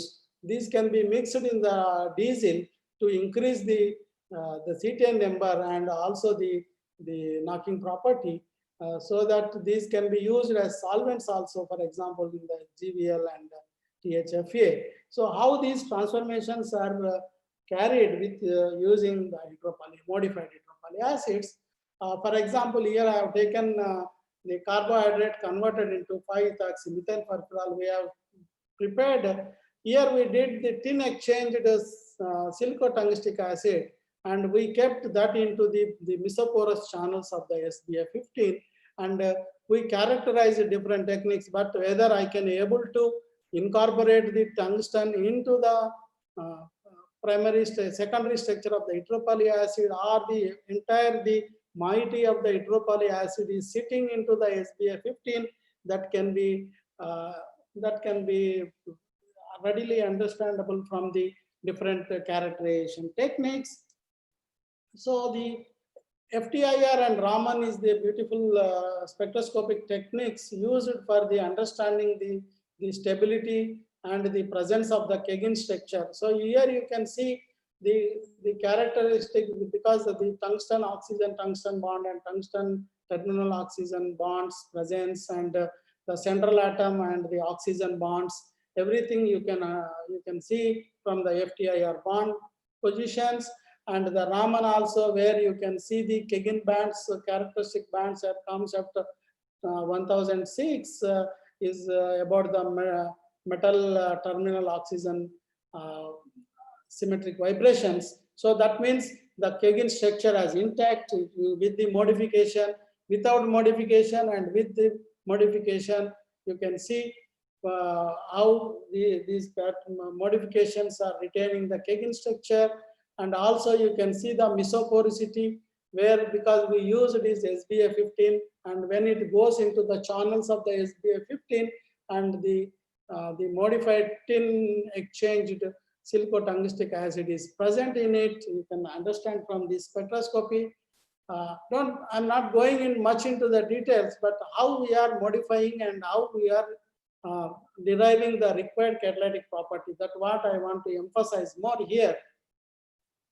So the important aspect what we are looking at is this particular reaction, what I told, HMF to EMF required the Bronsted acid and also Lewis acid. So that's why I use tin as a exchangeable metal, where tin can has the Lewis acidity. So you can see the pyridine FTIR spectra, which shows when there is the A1, which is only without the tin inside, so it don't have any Lewis acidity. With increasing the tin content, you can see the bond position. The pyridine will absorb differently on the Bronsted acid sites and also the Lewis acid sites, that can readily reflect in the FTIR spectrum. So the 1440 is significant about the Lewis acid sites. And this is the total acidity we use from the temperature program ammonia adsorbed, which is used as a probe for the acid sites estimation. So you can generate the Lewis acidity, and we can increase the acidity with this modification. And these catalysts are tested for this particular reaction. And you can see here, we got the required EMF activity up to 74%. And because of this catalyst has certain high acidity, and we are also further reaction is going, ring opening is taking place, and we are getting 31% of ethane load. So you have to tune the required. If you, for example, you want to have only up to this one, then you have to tune the acidity to the limited extent, so that you will end up with this particular product. And if you modify further, you increase one, and you can get another product. So how we played with this catalyst in the biomass valorization, and I want to tell one important aspect is here the conversion of these biomass products are a continuous. One goes to the other, and the same part you can do 5-6 reaction at a time, and I can show some of those examples also. So here also we have prepared from different supports. So for example, this is mesoporous and macroporous and less surface area one. And also we have studied how the activity is varying with the supports, because support also plays important role, and they also have certain acidity, and depending upon the size and the pore size and the acidity and the activity is varied. When we use mesoporous material, we got the better activity, because these are the hydrocarbons has certain for a certain size, and their selectivity depends upon the pore size of the catalyst. Also, apart from Lewis and Bronsted acid sites, we also understand the different compositions of these catalysts. So we also standardized the reaction parameters, like how much catalyst is required, and temperature and reaction time, how the selectivity is varying. And the important aspect in this one is the reusability of any heterogeneous catalyst we use. Is it reusable? Otherwise, there is no use to develop any solid catalyst. So the reusability is the one parameter, is the required parameter to understand about the heterogeneous nature of the catalyst. So here we tested up to 4 cycles. And the catalyst showed almost same activity. So these are so like this we work on the modification of the heteropoly acid for a desired reaction. So and later we also tried with a different catalyst. For example, in the first one with the limited acidity, and we able to get EMF, and also EMF 74%, and we observed the formation of ethyl leuvelate, because ethyl leuvelate forms from the EMF. Carbohydrates forms the HMF, and HMF forms the ethoxymethyl furfural, and then ethoxymethyl ring opening leads to the ethyl leuvelate. So we tried from carbohydrate to ethyl leuvelate by modifying the support. Here we taken the zirconium phosphate as the support, and we have taken heteropoly acid as the acid catalyst. So this we tested, and for example, when we have a low percentage of heteropoly acid, and we are getting mostly the ethoxymethyl furfural, when we have more percentage of acidity, and we able to get about 54%. Here you might have observed, in the first case, we have a Lewis acid sites, but the total acidity is around 0.8 millimoles per gram of catalyst. And particularly here, what we did is, with the modification of the support, we increased the support to the double, like that is 1.6. From a 0.8 to we went up to 1.6, and that's why the further reaction is going place. So that means these transformations required the acidity. Acidity may be the Bronsted acid or the Lewis acid, and the total acidity and how it is affecting on the biomass transformations to required chemicals or fuel additives. So we also studied the reusability, and these catalysts are highly stable, and the progress of the reaction. For example, here you can see with the time, actually the intermediates are converted into the fructose. We have taken fructose converted into ethyl methyl furfural, and ethyl methyl furfural and further undergoes to form the ethyl leuvelate. So now we come up to certain acidity containing heteropoly acid. So as I told, these are the basic platform chemicals from the cellulose or hemicellulose. So all these platform chemicals can be converted into a biofuel with a single catalyst. Because the different transformation starting from glucose has to go to fructose, and fructose goes to HMF, and HMF goes to EMF, and EMF goes to ethyl lubulate. So the 5 products which is a one step it goes. So can you make a catalyst? You start with glucose and end up with the alkyl lubulate. That is called a biofuel. So for this we tried a catalyst with titanium exchange nitropolylate acid, and here we modified the titania because titania also has the Lewis acidic sites. So we did the modification, and we can see the XRD and also the FTIR, the characteristics presence, and the incorporation of titania into the secondary structure of nitropolylate acids are identified from the X-ray diffractograms. So then here you can see whether the modifications are having the stability, and Raman, as I told, Raman spectra, you got the same peaks with the modification, and also P13 NMR also shows the stability of the phosphate ion in the nitropolylate acid. And here the important aspect you can see here, we can able to generate the required Lewis acidity. Now you can see the significant improvement in the acidity. From 0.8 we started and we went to 1.6, and now we are coming to 0.2. So that means with the modification of different metal ion, you can able to generate the Lewis acidity and also tremendously increase the total acidity. So this is possible with this particular metal ion exchange, and with we also varied the content of this titanium in the nitropolylate acid also, and then we can able to generate the required acidity.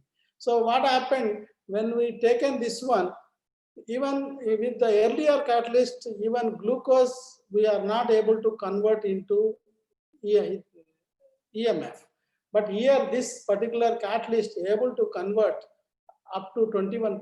See, I will tell you here, I have not showed this, the transformation slide. In the first slide, you might have remembered that carbohydrate, that is the glucose has to be isomerized to fructose, and fructose has to hydroxylate. On the hydrolysis, it forms the 5-hydroxy-methyl furfural, and methyl furfural and etherification, it forms the ethoxymethyl furfural, and ring opening of ethoxymethyl furfural will lead to the ethyl lubulate. So these are the 5 reactions and taking place in a single part with a single catalyst, and we can able to, this is the 4 reactions because from, if you start from fructose, you can able to get 63%. That shows the, with the modification of the nitropolylate acid, you can generate the required Lewis acid sites and the required catalytic transformation in converting these the cellulosic materials, the starting materials, into your desired product.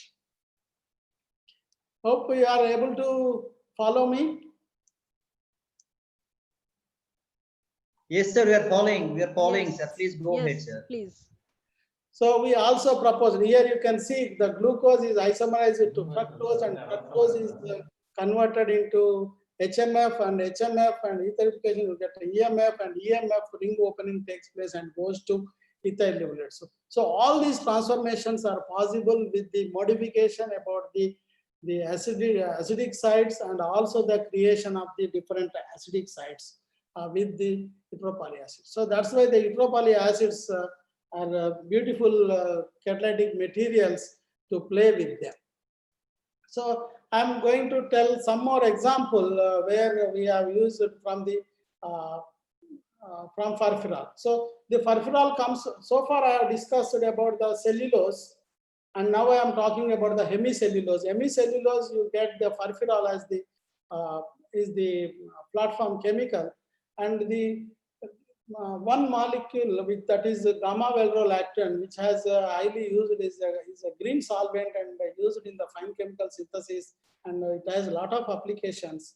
And the traditional synthesis is a furfural alcohol converted into levulinic acid, and levulinic acid or levulinic esters are hydrogenated using noble metal catalyst at high pressure to yield the gamma valprolactone.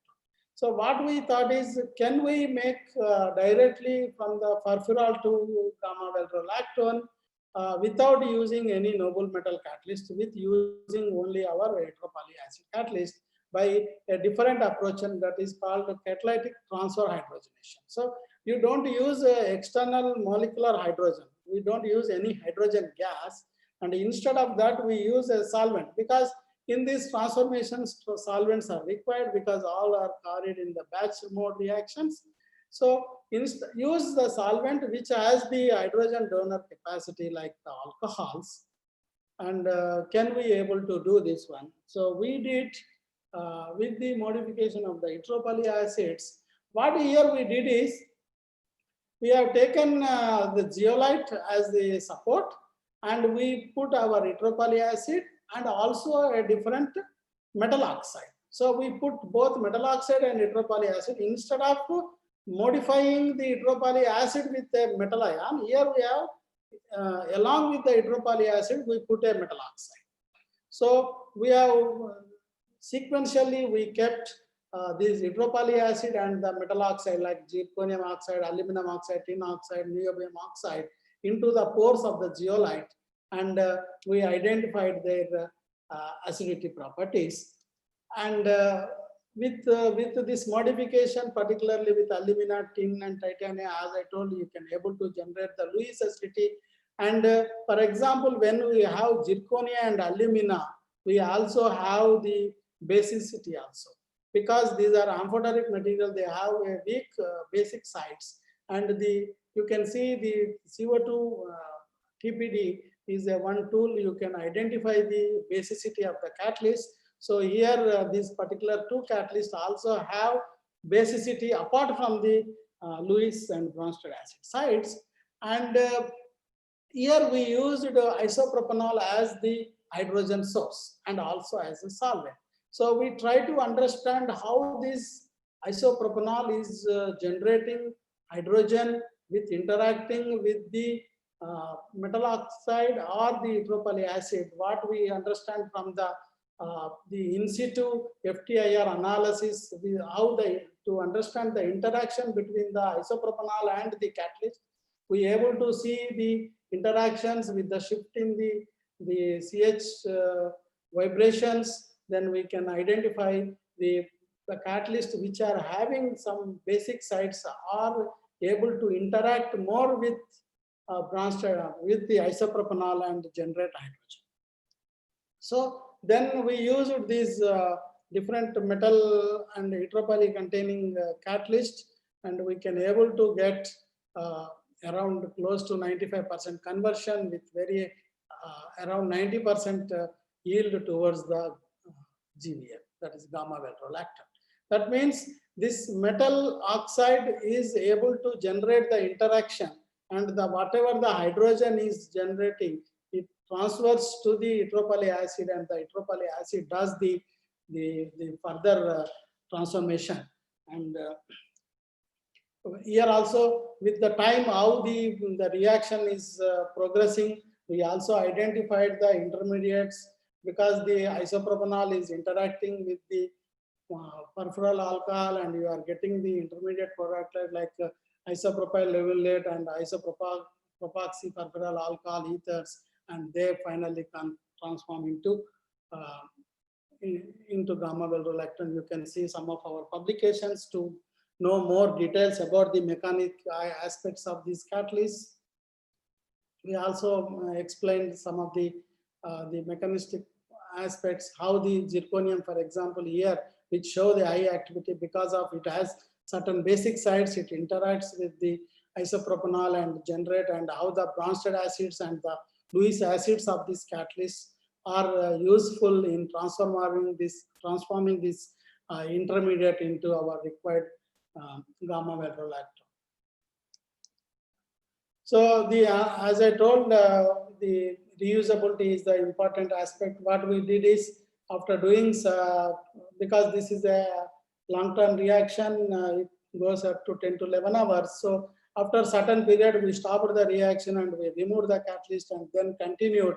and without catalyst there is no activity, and when we have the catalyst, the activity.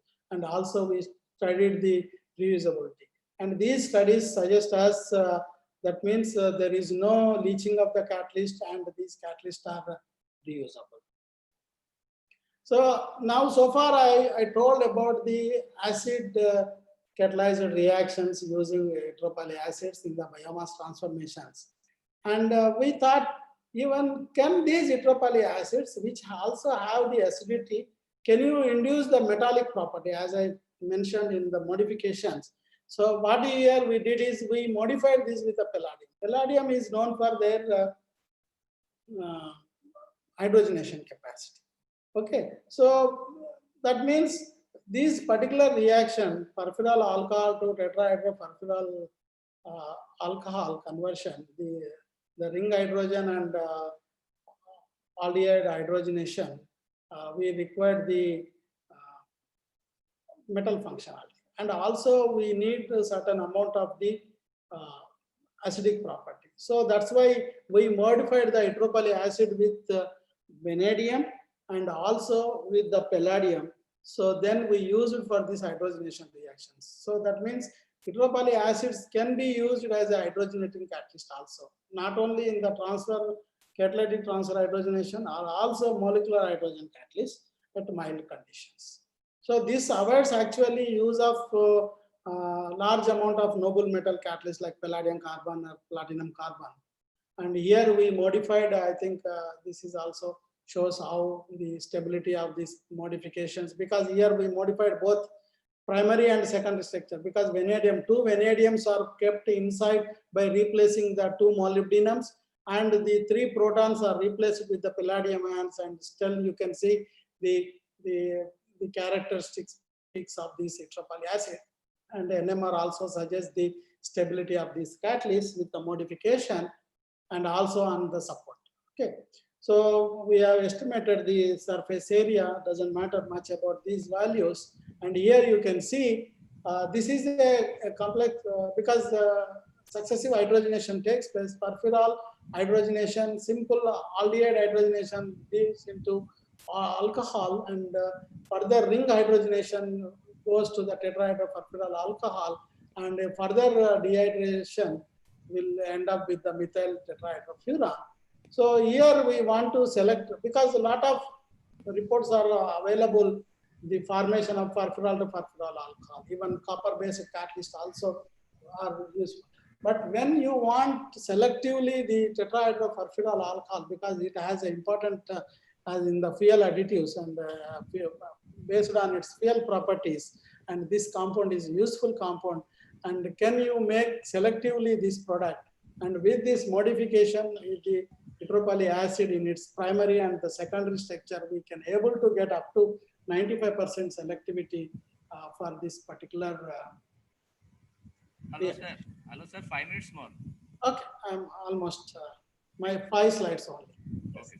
So here also we also standardized different reaction conditions, temperature, time, catalyst rate, and what is the hydrogen pressure, and so you can play with these modifications in the E-poly acid, depend upon the what type of biomass transformation you are looking at, and and another one important is the reusability, because here the palladium is because modified in 2 aspects, so the stability is a question mark, but to our surprise we are able to generate stability, but there is a small variation in the selectivity. So to summarize about some of the works on the modified E-poly acids, I have not shared all, but I can summarize some of the things here, how we are playing with this E-poly acid. We have a different starting materials, and we have a different end products. So for example, we are started with the low acidity because we want a single transformation from fructose to EMF, and the low acidity is sufficient. But when you want alkyl levolate, the ring opening of EMF also required. From fructose to go to ethyl levolate, you need more acidic sites. And also, for example, if you want catalytic transfer hydrogenation or simple hydrogenation or simple conformation, the acidity and the secondary metal ion which you are looking at are going to play important role. So you can modify this hydropoly acid depending upon the requirement of your particular transformation. For example, your transformation requires both Bronsted acids and Lewis acids. You can modify your hydropoly acid to that extent. Or you want both with very high acidity also you can do. And sometimes you want the porosity also plays important in particular transformation, then you have to incorporate into a sized support, or size is not a matter, only acidity, then you can take simple oxides as supports. So like that you have a flexibility with these hydropoly acids depending upon what reaction you are looking at. So I want to emphasize here it is, these are the beautiful materials to play with them depending upon what catalytic functionality you are looking at. So as I told, this is a summary. So hydropoly acids can be readily modified in their secondary or the primary structure with different metal ions. And the strength and nature of the acidity mainly depends on the exchangeable metal ions and also the support. And here there are, whatever I'm doing, it looks simple, but there are a lot of conditions also apply where because these are the acids, you cannot use base as the support because they decompose. So acid or neutral supports are suitable for these hydropoly acids, and they enhance mesoporous supports are better to enhance the surface area and also the stability. The final word is depending upon the nature of the reaction, one can tune the properties of the hydropoly acid by modifying in their primary and secondary structures.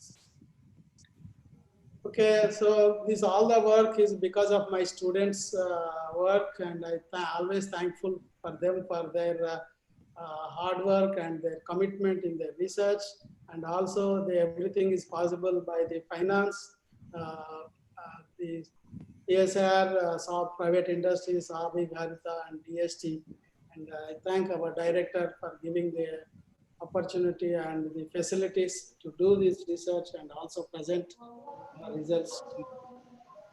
Thank you for your attention.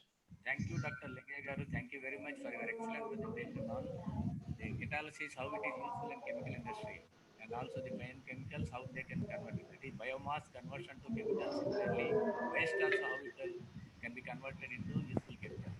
In fact, I would like to ask my own question, one small thing, that is, that again you have expressed about heteropoly. Sir, your voice is low. Hello, sir. Yeah. Again, you have given heteropoly acid catalyst under that. Again, you have mentioned, sir. Yeah. Kegin hydropoly acid. Acid catalyst. Yes. Acid. Hello, sir. Am I clear? Yeah, please.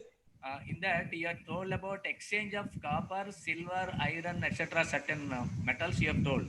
Yes. Can we replace with other metals also in place? Yes.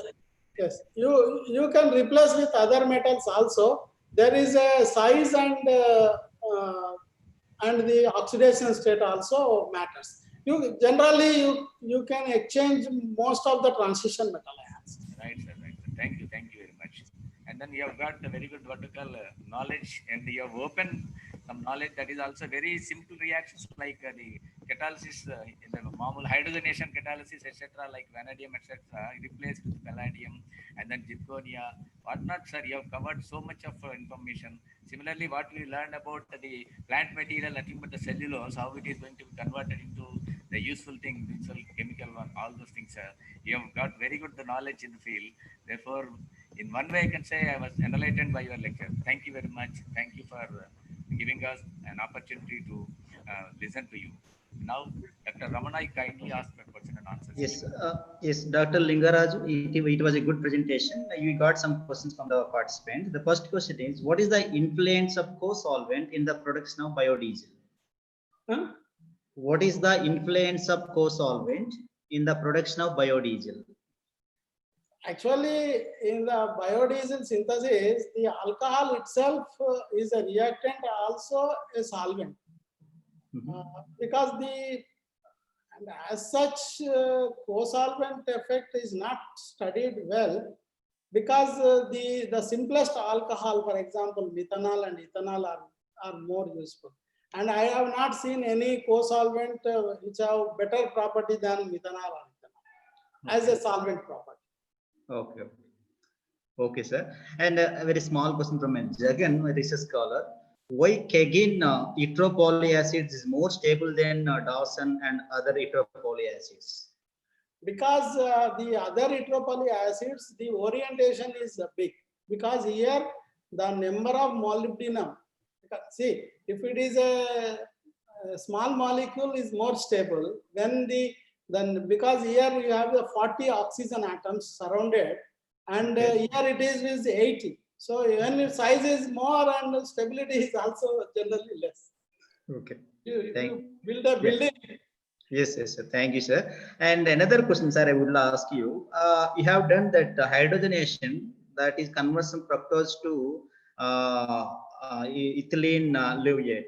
That you have used 25% of catalyst. So in that reaction, fructose is totally converted. 100% conversion was there. But whereas the yield of the final product is very less, sir. So what was the reason? What are the main byproduct did you get? That one, the fructose to ethyl leuyate started from glucose, where you got very lowest, because we have the byproduct. Our end product is ethyl leuyate. 23%. Yes, But yes. other products are intermediate products like EMF and HM. Okay, okay. Thank you, sir. 5-step reaction, no? I told you. Okay, okay, sir. Thank you, sir. Thank you very much. It was a good presentation, sir. Our participants and research scholars, other people have acquired much more knowledge towards the catalysis. Now, over to Ratnamala, madam. Madam, please unmute yourself. Okay. Okay. Thank you, Dr. Lingai Garu, for the excellent presentation, and we enjoyed very much. I feel like I was in a ISCT. Now I request Dr. Venkatratnam sir to release the appreciation certificate to Dr. Lingai Garu.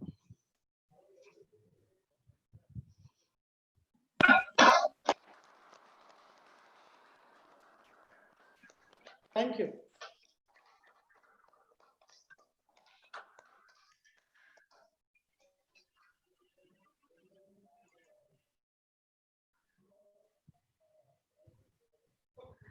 Okay, sir. Thank you. Thank you very much, sir.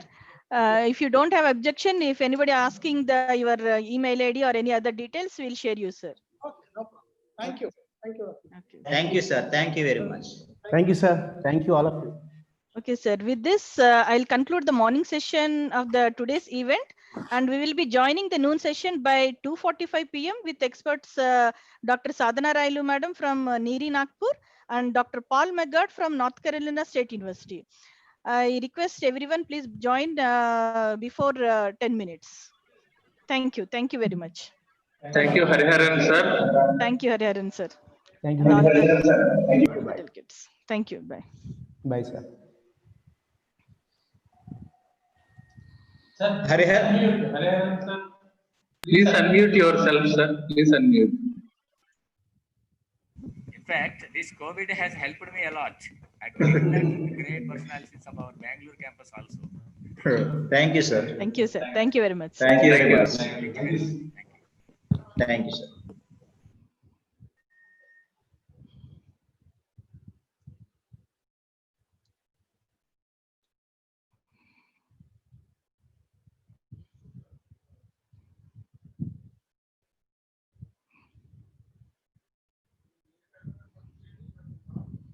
Madam, anything?